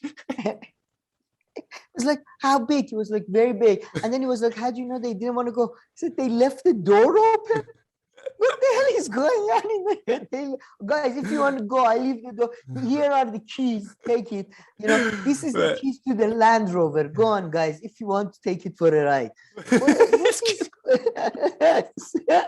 Man, Jordan Peterson, who loves animals so much, he must have seen it that like there are some lions who like go in their cage and like come back out and they don't want to run away. I'm sure it's not because they wouldn't prefer being out free. It's just how they've been like brought up. They don't know where to go. It's like, no. I told the monkeys go. They didn't want to. Look, like you can stay here rent free or go to Dubai and work your ass off, okay? Under my roof. No, that was really funny. I love his relationship with animals. I wish I had such an intense, like. But I think the final one that I need to bring up, and maybe someone like Jack, if he's still listening, if he still managed to keep up with us, I doubt it. But any of the people who are, think that we're unfair towards Jordan Peterson, what's up with this obsession with hierarchy and him thinking that the left is obsessed with hierarchy?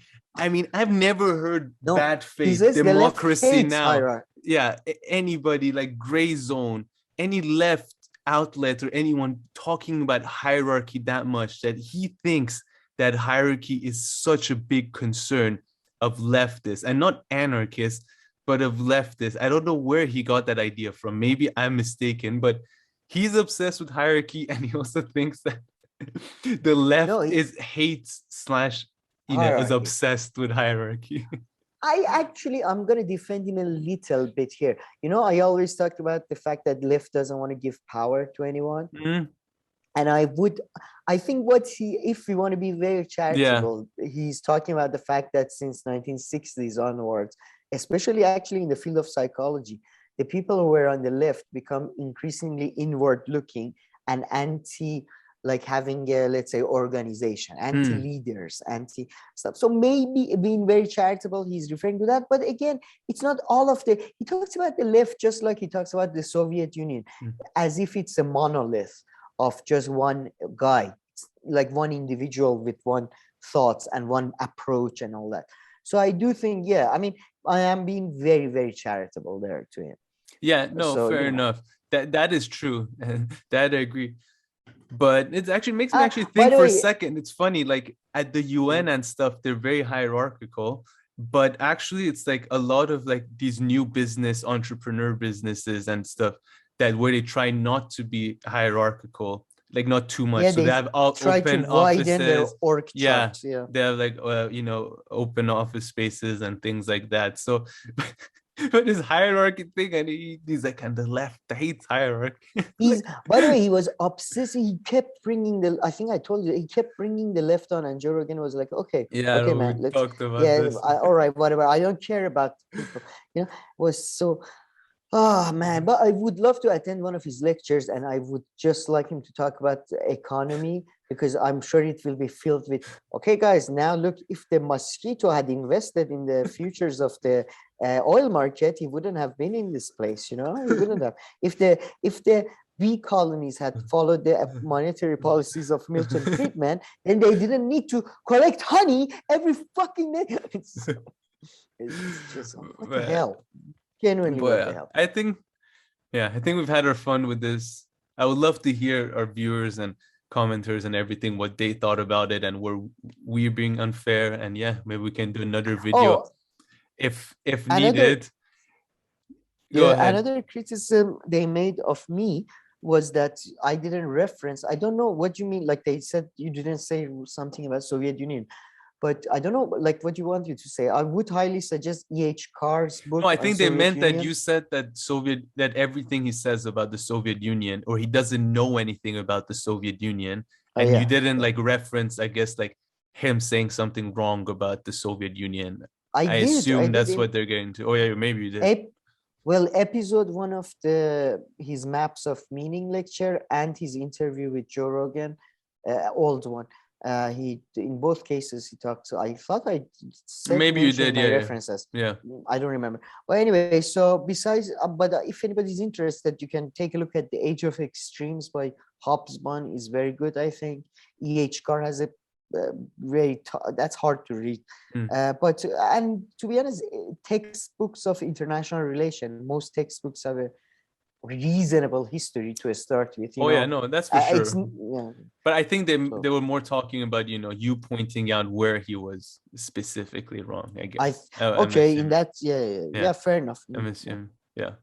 But yeah, that's it. I'm surprised they didn't talk about cryptocurrency. I feel like that's something he'd be into, but maybe that's just me imagining. I don't know. He seems too philosophy oriented to be into Yeah, that. Although I don't know. I feel like he could maybe. be with like government and all this kind of stuff. But yeah, anyway. It was so funny the part where he was like, I always run all my businesses for profit, and it's just, why are you saying all of it? It's like one of those people in a school. Do you remember the kids that would tell you details you don't know, you don't want to know? Yeah. Like, I always do that and do this and do. Why? Okay, just whatever, man. I don't That's care. fine. I found his justification to be more annoying because he said, well, for multiple reasons, including that it's more efficient. Well, you mean, okay, for multiple reasons, you need to make a living, which that's completely fine. But yeah, okay, yes, you do Yeah. it because it makes people more efficient. No, yeah, exactly. I mean, yeah, I forgot about the main motive, which is Yeah. profit. All right, Sam. I think we said everything we possibly could about Jordan Peterson. I'm sure there's more. Maybe I'll listen to the podcast one more time. No, I'm joking. But okay, Sam, let's move on to progressive geopolitics. Tell us a little bit what is going on around the world. Yeah, it was a crazy week in many ways because you had interestingly, it's not reported that much, but Tajikistan and Kyrgyzstan exchange fired. The border guards exchange fired, and it seems Central Asia is going through something. Yeah, I was gonna every other day you hear a crisis ratcheting up, and I think they also they have border issues and all that. So we'll hopefully won't develop into a full scale war. But that was interesting. You also had Pakistani forces were fighting Baluchi separatists, so in the Southeast Asia. So very, very as they say, very, very eventful week. I see. In that sense. Completely missed these stories. Yeah, I thought, I highlight them because nobody pretty much covered them. Yeah. Now moving on from Central Asia suddenly to a completely different place, Africa. In Africa, you also had a couple of very interesting developments, which I don't know much about, but there was a coup in Burkina Faso, and the new leader, his name is Damiba, he gave his first speech, and he returned that he promised that when conditions are normal, because Mali has been going through a massive amount of turmoil and all that, so he said they're going to bring him back. Interestingly though, you also had a coup in Mali, and the coup in Mali, it was really funny because the first news I read was that Mali asked Denmark to pull its troops from Mali. I don't know if you heard that or not. No. I didn't know Denmark had troops anywhere, let alone in Mali,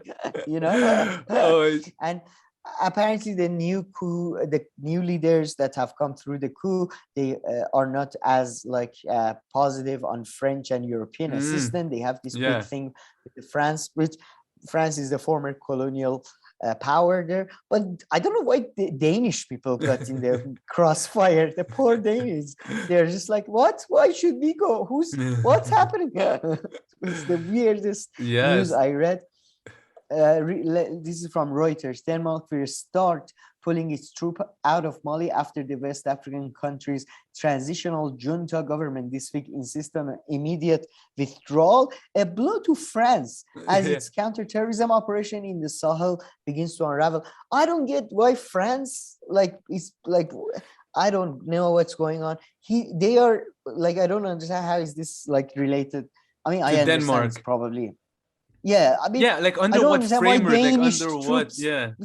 Yeah, Danish troops were there to defend French interests. I don't get it. Man. I mean, I'm sure if I read on, I will get it, but yeah, it's I'm curious because not that a framework justifies it, but is it under like a NATO thing? Like, like something like, I just want to like based on what? I mean, we know the French are there. Yeah. See, if you read on, you find out, but it's not worth it, as I always say.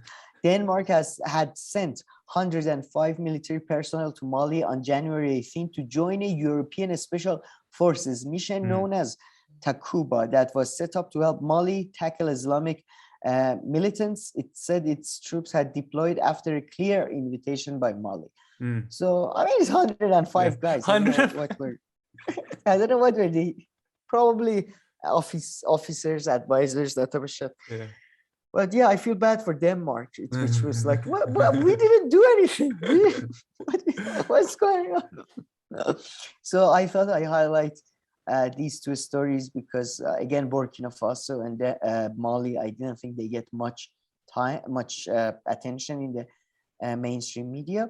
Now moving on, I think to the big dogs. Let's start with Iran because it's not as big of a story, but there are positive signs regarding the Iranian nuclear deal. There seems to be signs that Iran is willing to negotiate and maybe give some advantages to United States. So that's looking positive.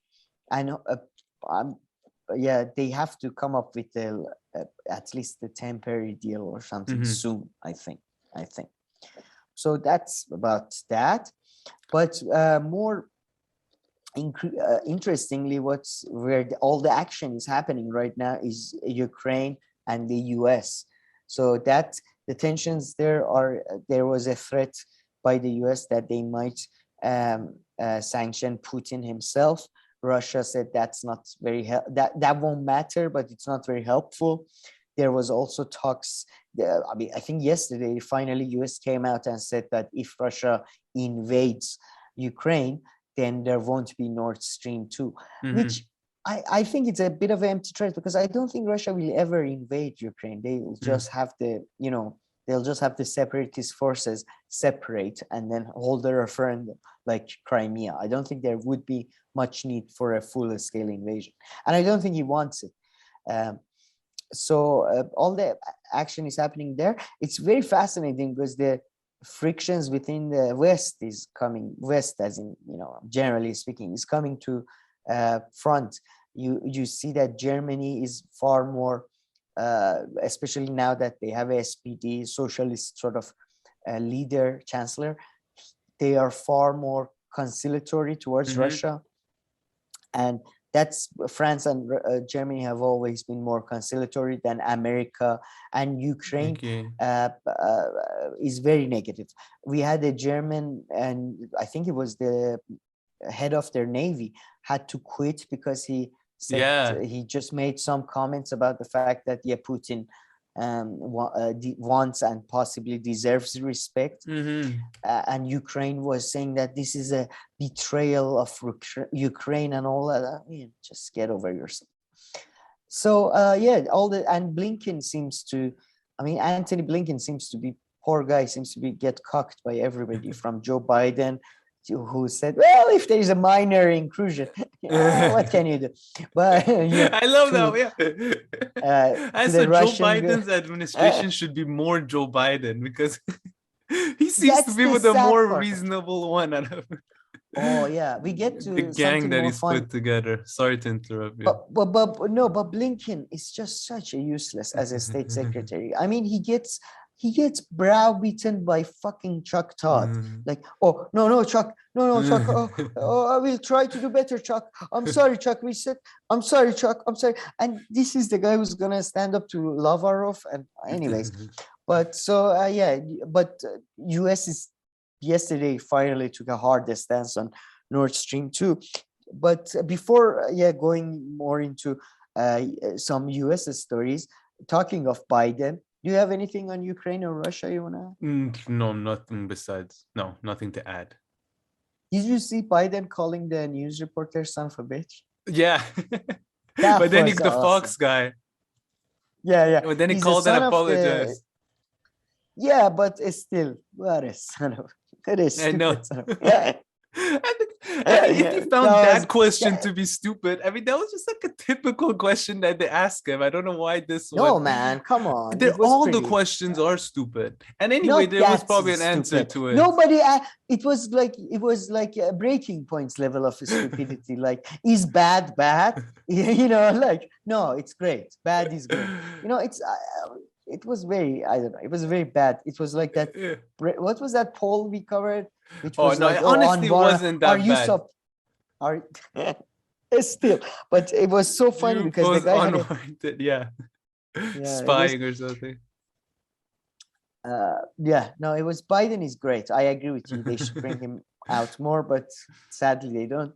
So moving on to the US, the US news was pretty much dominated by the Supreme Judge Stephen Breyer, I believe it's pronounced, finally quitting retiring from the Supreme Court and not doing, what was her name? Or what was the lady who passed away? Yeah. Very old, RBJ. I don't know her name, but yeah. Ruth Ginsburg. Ginsburg. He didn't do a Ginsburg like clinging on to power to the last moment, just nails being as the agents of death are dragging you. It's just no, let me have power.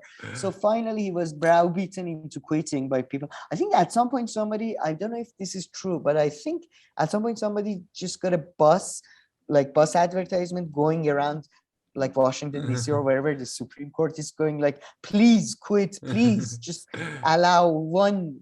Anyways, but this led to a bunch of disgusting articles that are all like, oh, you know, like, oh my God, this is I'm going to read a couple of them. So yeah, anything you want to add before I jump into some great reading? Go ahead. All right, this is by guest essay in New York Times by Linda Greenhouse, winner of 1998 Pulitzer Award. So, you know, somebody. The article is Stephen Breyer was the right justice for the wrong age. This is, by the way, like this is the theme. Like, this is, I think it's after The Dark Knight, it became very popular. This is the hero we need, but we don't deserve right now. This is the right blow, but the wrong blow. You know, this is like, I can say the rising is the church, is the Broadchurch that we need, but don't deserve right now. Oh, anyway, two misfortunes have befallen Stephen G. Breyer during his long Supreme Court career. One, which became apparent about halfway through his nearly 28 years tenure, was that it was his fate to be the quintessential Enlightenment man in an increasingly unenlightened era at the court. Oh, I'm so sorry for it. The second happened during this past year. The demand from the left that he steps down and open his seat for President Biden to fill. Justice Breyer's belief in powers of facts, evidence, and expertise was out of a step in a post-factual age. I mean, what the hell are you talking about? What post? Yeah, the factual age was about the year 2000, when still most Democrats opposed gay marriage and were calling Black people super predators. That was the factual age we were living in. What the hell are you on about, my friend? the protection of the Voting Rights Acts were no longer necessary in the South? Question mark. Sorry, I should have read it differently. But yeah, it goes on to say that Justice Breyer was on the losing side on everything, pretty much.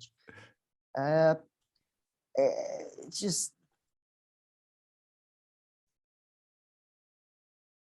oh, listen to this. Although the labels often affixed to Justice Breyer are pragmatist and seeker of compromise, it has always seemed to me that these, while not inaccurate, miss the mark.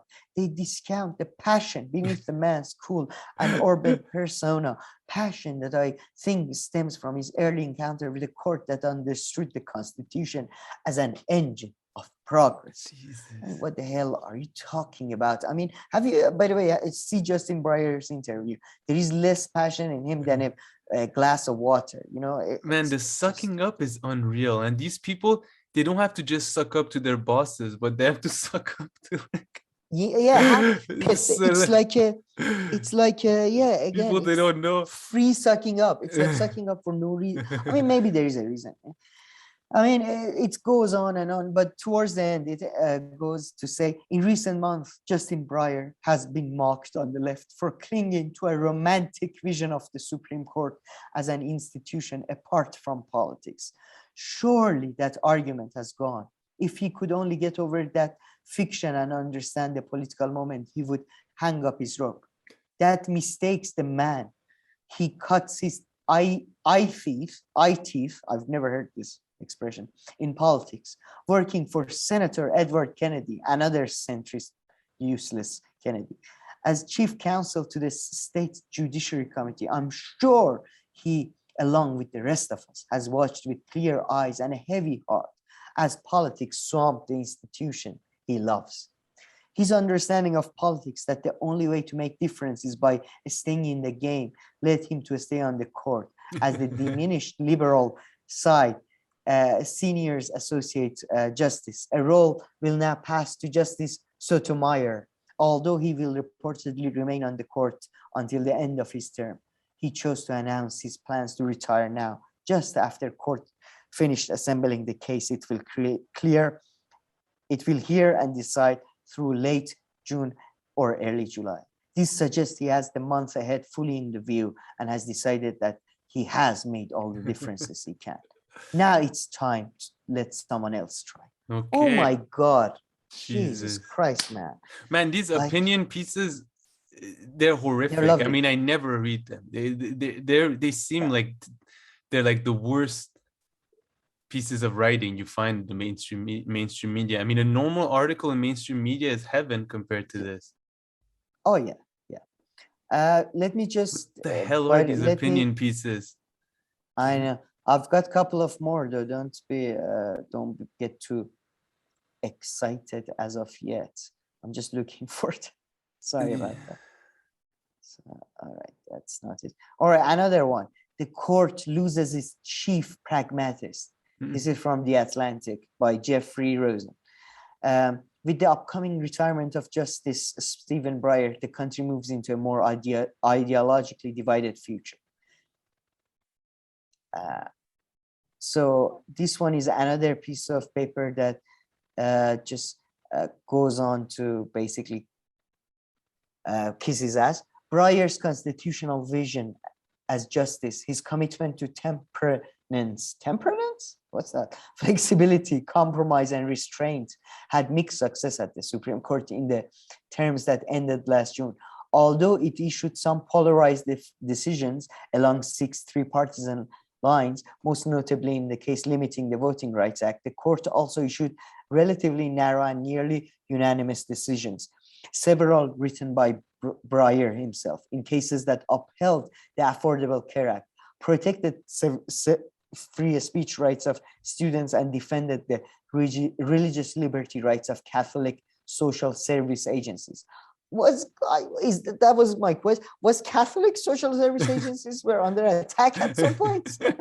That didn't get through the news. I don't know. Did you hear about that? No. It's First time hearing about a lot of this. Yeah. I'm moving on. I mean, this article was pretty boring, but this one I wanted to point out just because of its opening. This is, again, another article with the same exact title. This I found on, what was the website? I don't know, Top Stories. I think the website is called Top Stories. Opinion: Stephen Breyer was the right justice what's for going the wrong on? age. Why do these two have this? Are they they're not the same article? I don't think so. That's the thing. I don't think so. And this article starts with one of the like, I'm sorry, but you shouldn't ever start your article like this. Noting that the usual for granting an injunction of the type the plaintiff required displaying that the court docket's intervention was within the public curiosity, he requested, and then a long quote by Justin Breyer. How would you start your article? No, with but the what's up longest with this sentence in human article? Where did you history? find this? I found it on the top new. Oh, it's just like a blog, huh? Yeah, it's just a blog. But yeah, it has the exact same headline as that lady, no? Yeah, and it's even like, I think it's to be honest, I think it's a plagiarism attempt, because look at the ending. The last line is the exact last line of that article, but now it's time to let another person attempt, right? Yeah. And she wrote, now it's time to let someone else try. So I don't know what's I think going did on. we do the first useful thing ever on our show, which is to catch someone plagiarizing at least? Oh my God, yeah, this is plagiarism. Look at this. I'm such an idiot. Or is it some kind of thing where did she like sell her article to like a third person robot or something? Maybe. Look, because again, look, it's just exactly the same thing, but just a few vocabs have changed. In current month, Justin Breyer has been mocked on the left for clinging to a instead of romantic, in recent imaginative. months. Yeah, exactly. It's just very, it's a plagiarism attempt. So sorry, that was just my genius there.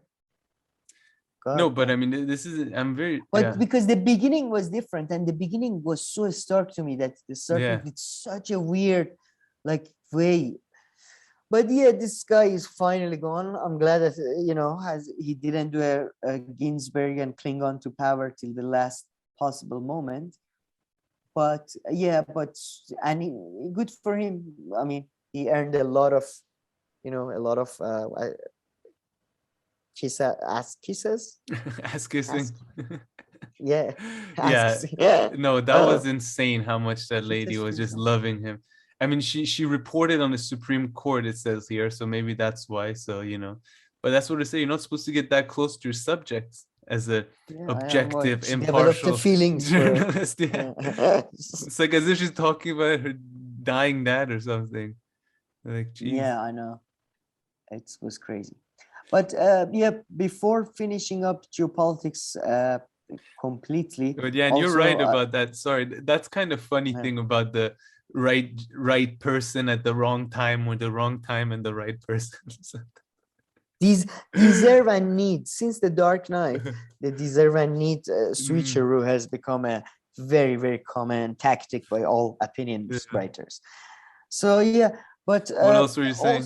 Yeah, go ahead. So I wanted to shift back to UK and somewhat to Ukraine in a way, because man, UK news media, I don't know if you've been following, they've been going crazy. Like UK, by the way, also over Ukraine. UK also sent weapons and military equipment to Ukraine, and Channel 4, BBC, they are going, oh, America is abandoning UK. Every day there's 60, Guardian has 6 interviews with Ukrainians, training in the snow, walking around. I don't know, by the way, how's that gonna stop? Anyway, so UK is going crazy. I think Boris Johnson is trying to use this somewhat to distract from the whole party gate and supply issues. Shops, a lot of shelves are empty, so things are not going well, like communist Cuba. So exactly, don't bring up empty shelves around me. You're gonna hear this joke every time. So yeah, so things in the UK are going crazy. Some people are still calling for Boris Johnson's resignation, but I don't think he's gonna resign. And this is from the this is from Guardian, and this is extremely annoying to me. So this is Guardian. This is supposed to be left wing.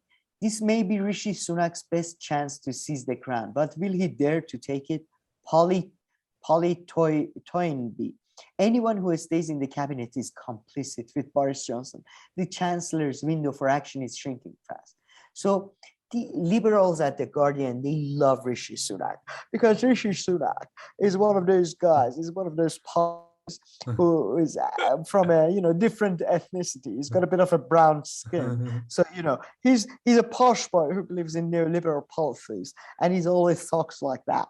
But he's also from ethnicity, so people love. Oh my God, he's just the perfect union.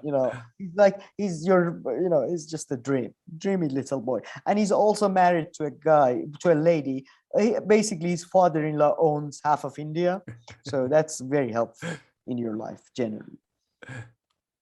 He sits there silently on the front bench, the man with nothing to say about the great swirl of chaos all around him.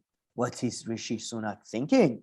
Oh, there is a tide in the affairs of men, which, taken at the floods, leads on to the fortune. Miss it, warns Brutus, the conspirator, and all his life will be bound in shallows and miseries. Indeed, this chancellor may never get another chance to shoot through to number 10. So he's comparing Rishi Sunak to Brutus. So I'm guessing in this analogy, Boris Johnson is Caesar. So what the hell? Boris Johnson is not Caesar, all right? Caesar was far more capable. I mean, no, I'm not a big fan of Caesar. Yeah. Anyways, but still. But when exactly is that damn tide at the flood? When Grey's Anatomy, so from Shakespeare to Grey's Anatomy, I just love this lady. Grey's Anatomies of number 10 parties is published, perhaps. Or when those notoriously dilatory plots report. Boris Johnson hopes that the delaying the Partygate reckoning will allow him to fortify his dam against the floods. His backers try to frighten Tory MPs by threatening that a new leader means a general election. Sunak sees Ladbrokers' latest betting odds. Ladbrokers is a company you bet, like it's a gamble. Yeah. It's in the ads. Betting odds showing his chances of succession at 11-8, while the Foreign Secretary Liz Truss trails at 6-1. Oh my God, man. Can you believe, like, we got Rishi Sunak and one night going, hello, basically a Mr. Bean impersonator. And Liz Truss, who is a Mr. Bean. It's not even impersonating one. Oh my God, like UK is doomed. And yeah, this is bad. But yeah, this article, it goes on to basically just portraying, she keeps portraying, as if it's a Shakespearean drama. I mean, bunch of useless, failed, miserable gits basically going at it, and she's basically portraying it as this like a grand Shakespearean drama. Let me just go to the last paragraph. If Sunak facilitates now, the brutal results of all above will soon bequeath him an angry electorate drowning in bills, with inflation rising above their falling pay. The Halcyon, I don't know, Halcyon, if anybody knows, or Halcyon days of eat out to help out will be long obliterated by his austerity years. If he does seize the crown, calling a general election now might be his best chance. Labour hopes a lame Johnson limps on. So I don't know why this lady writing for Guardian is basically like she's like trying to give a strategy advice to Tories. And I don't know how many Tories are reading Guardian. But I think, what's his name? Rishi Sunak would be a dream come true for many of the liberal elites. He's got the right amount of ethnicity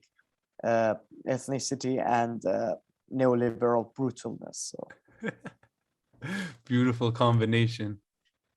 Yeah, but before just completely moving on, I also wanted to highlight this article by the Independent, which made my blood boil, basically. So political leaders can learn from guess who Kids. No, I sent you out. Wait, Sir Anthony Tony Blair. I didn't see this one. Because I sent it on I'm seeing it JPEG. right here. Yeah. Oh my God. Yes, this one. Oh, sir. I mean, how much of a kiss ass do you have to be to put him as a sir? I mean, Jesus Christ, really get over yourself. Yeah, But, what was the okay, article no, no. saying? It was saying that Political leaders can learn from Sir Tony Blair's advice. yeah. I mean, okay, to be honest, I was going to leave this for my pick of the week, so I'll read it then. So do you have anything to add about the geopolitics of UK and all that? No, not really. All right, then let's move on. All right, Sam. Well, let's do some quick hitters and then we'll get to pick of the week and that article. So quick hitters are really quick this time. So, well, the first one at least. So some pretty decent news. So about Julian Assange. So I'm just going to read the 3 sentences from BBC to make sure that we get everything right. So WikiLeaks founder Julian Assange has won the right to ask the Supreme Court to block his extradition to the US. The High Court ruled on Monday he had an arguable point of law that Supreme Court justices may want to consider. The ruling means Mr. Assange can petition the UK's highest court for a hearing, stalling any extradition from the UK for now. So pretty much it seems that, if I understood this last sentence properly, he is now able to ask. He's been like, I guess, some court or somewhere they found that he's able to appeal. He's able, to exactly. Well, is he not even to appeal yet? Petition the UK's highest court for a hearing. Does that mean to appeal it, or just ask if he can appeal? Yeah, appeal it. Yeah, but in any case, I mean, he's gonna get to stay in prison in the UK. The poor guy, a little bit longer. Yeah. I mean, until what happens there. I'm not very hopeful because conservative government and all that. So yeah, but at the end, it's gonna go to ministers. So yeah, and no, exactly. I mean, the headline. Look at the headline. The headline says Julian Assange can ask Supreme Court to consider extradition case. But when you read it more down here, but Mr. Assange has no guarantee of a hearing despite being able to petition the Supreme Court. So all that happened is that, I guess he somehow got permission to ask the Supreme Court if they want to take a look at his appeal. So the guy, poor guy, man, he always has like his life. Well, I mean, we can't give you food to eat right now, but we can let you know that we're allowed to start cooking for you if you want. It's like, you can request water. You can request a paper to request water. Yeah, exactly. That's why he beats one of them. Then there's like another one. So his first victory would be to finally show up in front of the Supreme Court. It's really fucked up.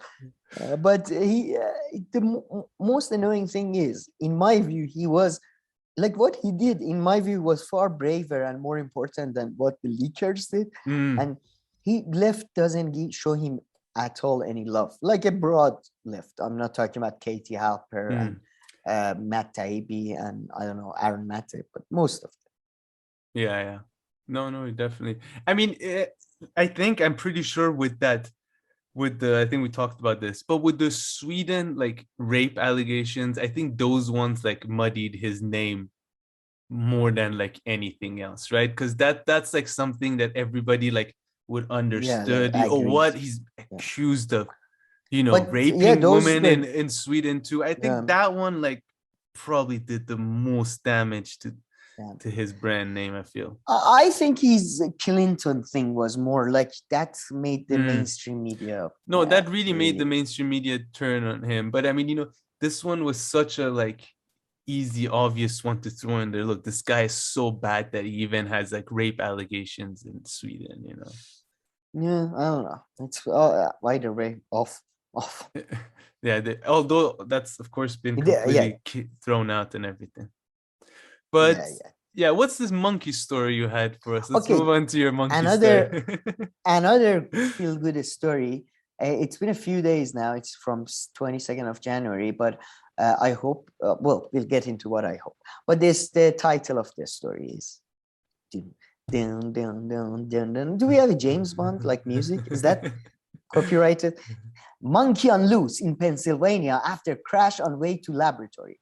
Police advise people not to approach cynomolgus, I don't know. Monkey believed to be on the loose near Danville after Friday crash. Residents of a Pennsylvania county were warned on Saturday not to approach a monkey still missing after a crash involving a pickup towing a trailer taking about 100 of the animals to a research laboratory. State troopers urged people not to look for the capture the monkey following the Friday afternoon crash on a state highway.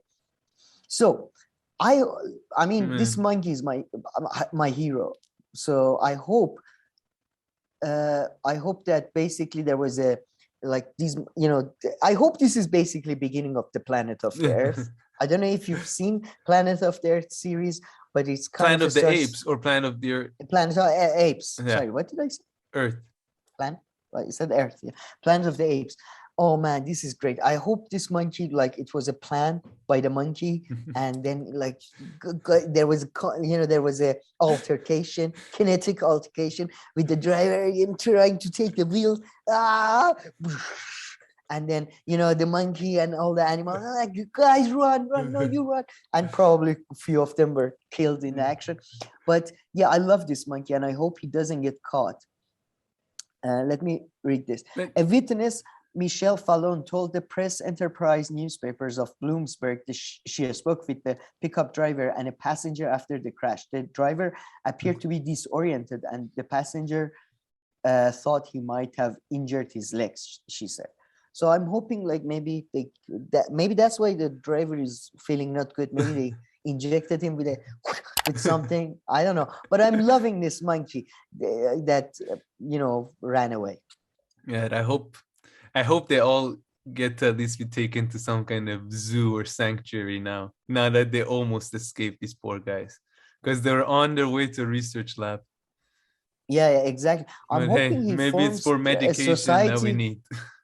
Well, if it goes according to the Planet of the Apes plan, he will form a society in the woods, and then they will start challenging the humans for supremacy. So, but man, this monkey is a sick and a cool. Like, this monkey is awesome.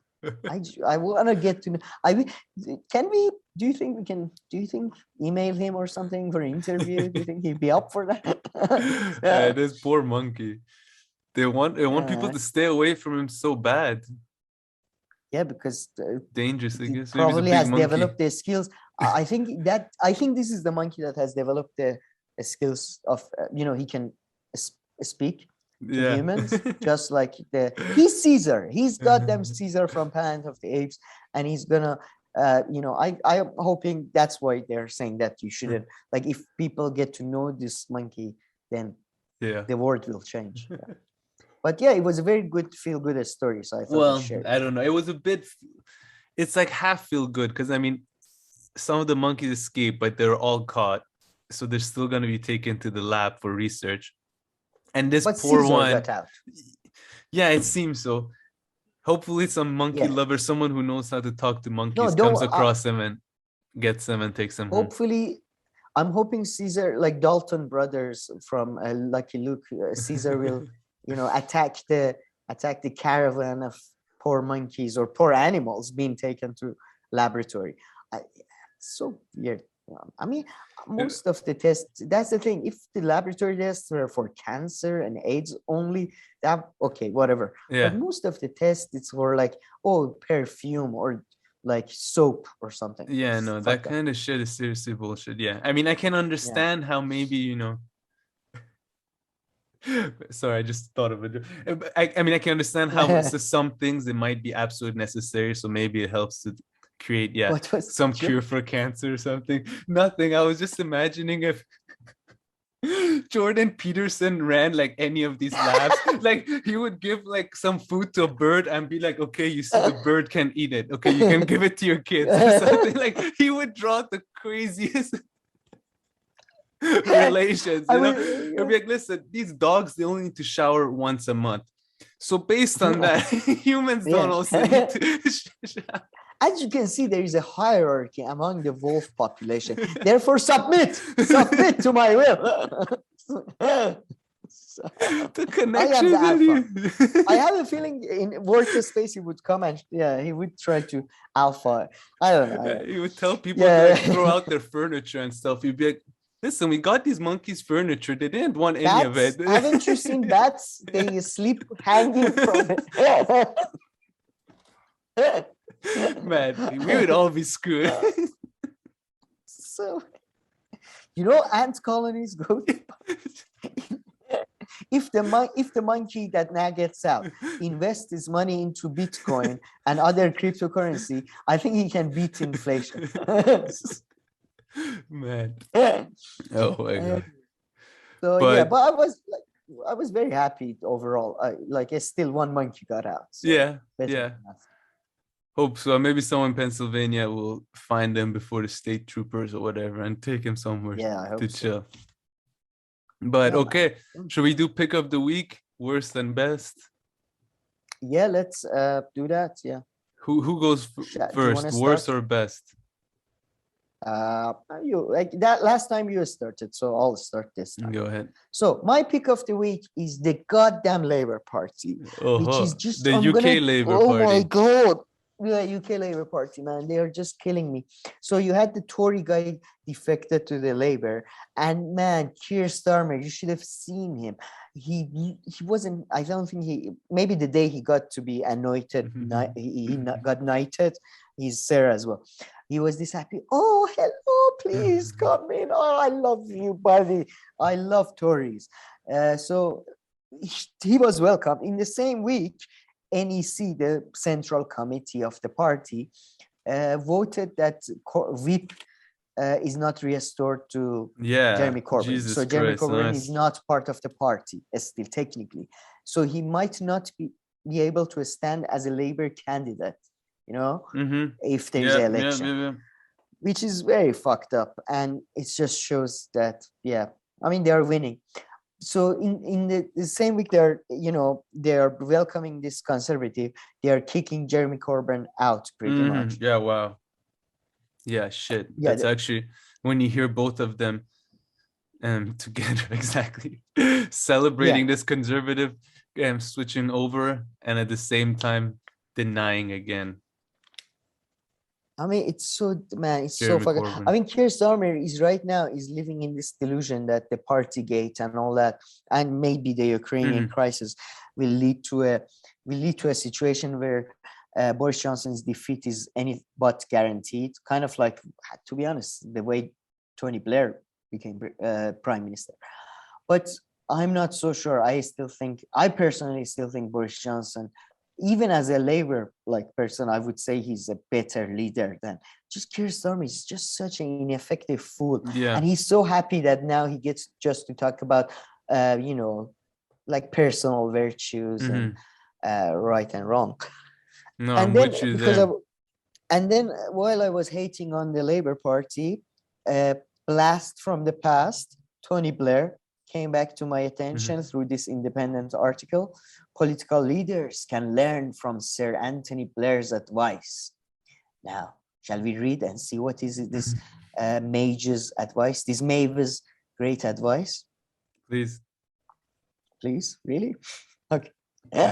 Whatever the independence disagreements with Sir Tony Blair in the past, which are none, like Tony Blair was pretty much conservative, we applauded his efforts to play the role of an experienced advisor in a new way. In the old days, a former prime minister might have stayed in the House of Commons or moved up the corridors to the House of Lords to offer the nation the benefits of their wisdom and experience from those benches. What are you talking about? Like House of Lords, wisdom and experience, like bunch of losers and failed sons and appointees. Crooks, basically. This is one of the main ways you can, by the way, politicians, like prime ministers are corrupt in the UK is the, honors list. People lobby for that crazy. So Sir Sertoni offers these traditional values in a modern setting, creating an extra parliamentarian model, a foundation to exploit and build on his insight and understanding of government.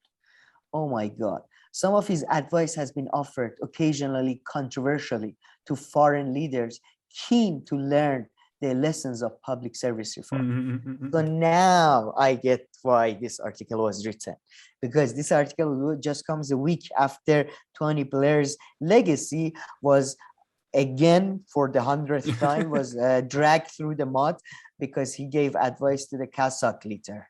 Kazakh leader who is a dictator and all that. So that's why you're writing this. I get it now.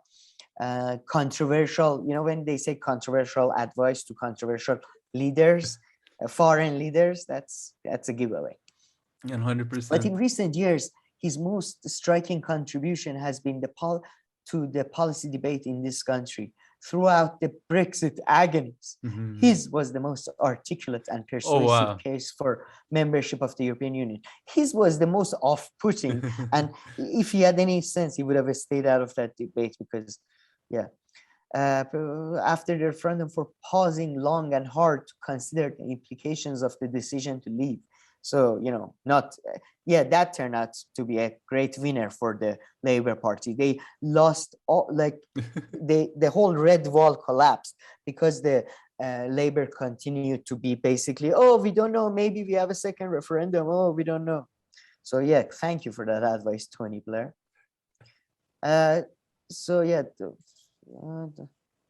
He let he goes on to say that even in the COVID crisis, he did good. Boris Johnson tried to learn from him. They're constantly trying to rehabilitate this guy. I mean, I guess his image was never damaged like George Bush or something like that. But he also had a pretty bad damage. Exactly, he had a pretty bad reputation. And then he was also hit with the other scandals like a few years ago with all his life is a scandal pretty much because him and his wife. I'm thinking of the Cambridge Analytica stuff, right? Was he not involved in that too? Did he not take a hit then as well? Maybe I missed. I don't know. I think it's just there's so many controversies with him, personal, financial, political, and all that. But they keep trying to as you say, rehabilitate him. The article ends with, it may be too late for Mr. Johnson to benefit much from the advice Sertoni and his freelance think tank can offer. It's basically an advertisement for this think tank, because the other skill the former Labour Prime Minister retains is an acute understanding of British politics. Jesus Christ. And he thinks the ground is shifting under Mr. Johnson's feet. There is a group, quote, there is a group of people who may be back the Tories for the first time, who are having second thoughts. He tells us, has politics shifted? Yes. Jesus Christ. I mean, look, even the way he talks is like a PR person. You see that there is a group of people who may be back the Tories for the first time, who are having second thoughts. How cool I am, I did the first and now it's juxtaposition against the second. I mean, that was so it reminded me how much I hate the Labour Party. No, but I mean, I really with this MP guy switching from the right to the left, I mean, I guess nobody thinks this way. This is fine why they're celebrating it, but this is not something I would celebrate that much, because it shows what a sham it is, right? This whole this two-party systems. This guy didn't like how Boris Johnson behaved in this personal particular way, right? Nothing to do with conservative ideology, point of views, policies. Based on that, he completely switched parties from conservatives to Labour, which are supposed to be different, right? So nobody asked themselves, so are these two parties the exact same? So I mean, I find it a bit weird that they celebrated it so much. I would have stayed a bit quiet. You know what I mean? I guess it's not. I guess that kind of backlash, you don't receive it or something. But the Labour, this people with Keir Starmer and stuff, they are they are happier if they could have Tory voters instead of Labour voters. So I think that's why No, I mean, are they just want to get celebrating. votes, but I mean, I'm sure some people, some some Labor voters and stuff, I don't know, maybe it doesn't look too good in their eyes, but I guess not, Oh yeah, because I don't know. Yeah, it seems very. I don't know. I what's wouldn't called. Yeah. celebrate it too much, because it just, Yeah, but they. I mean, I don't. Yeah, they don't seem to care about winning so much as holding on to the power within the party. yeah. So I don't think they care, really. Because it really shows like what a sham it is. You got pissed off with something that he did at a personal level, and you switched parties. I thought there were some serious differences between these two parties. You were wrong. But no, just so quick. Switch parties, and he didn't go from like being Labor to independent, or from being Tory to like a more right-wing one, or like independent UKIP. That would have been like okay, but no. Join Labor. Okay. Strange board. But what about his own like the people who voted him in and stuff? Like, will they not vote him out? Like, maybe next time will they vote for him? Well, next time, that's usually a lot of people that tend to switch parties tend to lose, because people tend to vote for their parties. And he won't be able to stand as the Conservative Party candidate. But then again, he might have. Switched, I think he's a new guy to the party. Or is he on loan? I said, is he on loan? You know how like football players go on loan for 6 months to a different team and then they come back. So, no, I'm joking. There is a good chance. No, the thing is, I think he may be from the Red Wall, and I know he's a new member of the parliament, and he may be calculating that we're gonna, considering that Brexit is not an issue anymore, I might lose my seat anyway. So I better like open up my options. So that might be his calculation. Yeah. More than that, I think he saw a chance to be in limelight for 5 minutes, and he took it because of the whole crisis. But there'll be other chances. I don't know. I feel like this one was a bit of a funny one, because those are the two things that came to my mind. One is like, I wouldn't celebrate too much, and then the second one, will you not lose the next time there are elections? There's a good chance. But okay, let me wrap up with my pick of the week, which is best. So you did the worst, I did the best, and I probably mentioned this a lot, but the past month or two, as I've been into what's his name, Jordan Peterson, I've also been into Michael Sugrew's lectures on YouTube, and he's great. So he's a political philosopher. I'll show a little bit of footage of him here, and they've uploaded all of these lectures that he did in the 80s or 70s or something. I don't even know, maybe 90s. It looks like the 80s onto the YouTube channel. It looks like 16th century, to be honest. It looks like I don't know what. It doesn't look like it was like even a video camera. It looked like one of these. And then they put colors on it, so it's like, geez, it's so weird. I don't know. But this guy is great. He's read. It's as if he's read every political philosophy book out there. And he knows them all by heart. Like everybody in the comments section, like, wow, this guy has no notes. And in the case of his lectures, it is pretty impressive. Like sometimes you see why the person doesn't have notes, but like Jordan Peterson.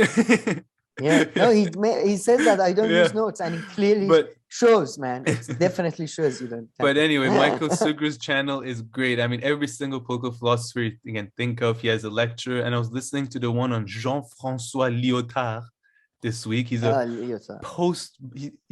it's called The Postmodern Condition, the name of this podcast, of this episode, or like video lecture. And based on what I got is that since he's a postmodernist, Jean-François Lyotard was kind of saying that this Enlightenment framework of like science, and science being the basis of judging things, that's just one set, and they're like, you can judge things and talk about things in different paradigms. And then Michael Sugrew's, I believe, criticism of that was that, when you do that and you really take it to its full extent, then you just have people who don't agree on any points, like any similar points, so they're just talking past each other and they can't really talk to each other. based on what I got. But anyway, I just wanted to mainly promote the channel for anybody who's interested. But I only listened to it once. Just I don't even know if I finished that lecture the whole way. But anyway, Michael Sugru's channel is really good. Yeah, for sure. Yeah, it's good. But he has another one. He has one on Hegel, and I feel like he's not a fan of Hegel. And the way he talked about Hegel, really good. I didn't also like.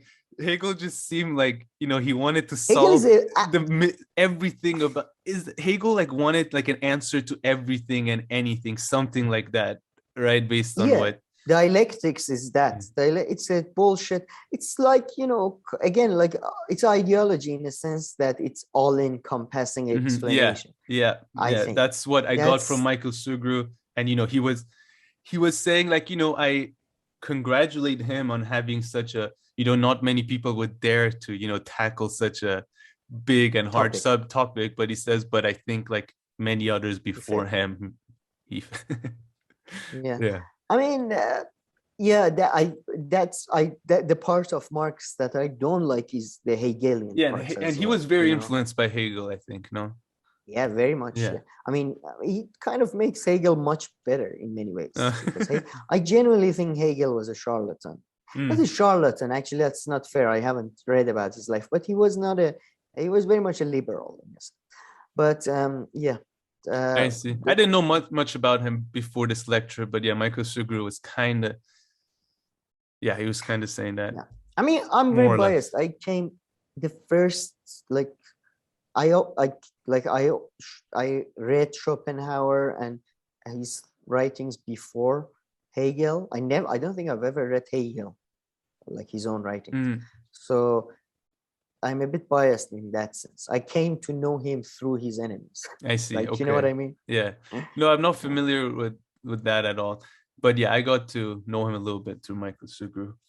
But yeah, great YouTube channel. And he even has like a current channel on Spotify, like where he does some stuff, although I don't know. On YouTube, you can just find videos of him from that one like period where I guess they decided to film these brilliant lectures. And yeah, thank God for that. Yeah. I'm gonna try to watch some of that. No, it's great stuff. But okay, I think that's that. Any final words? No. All right.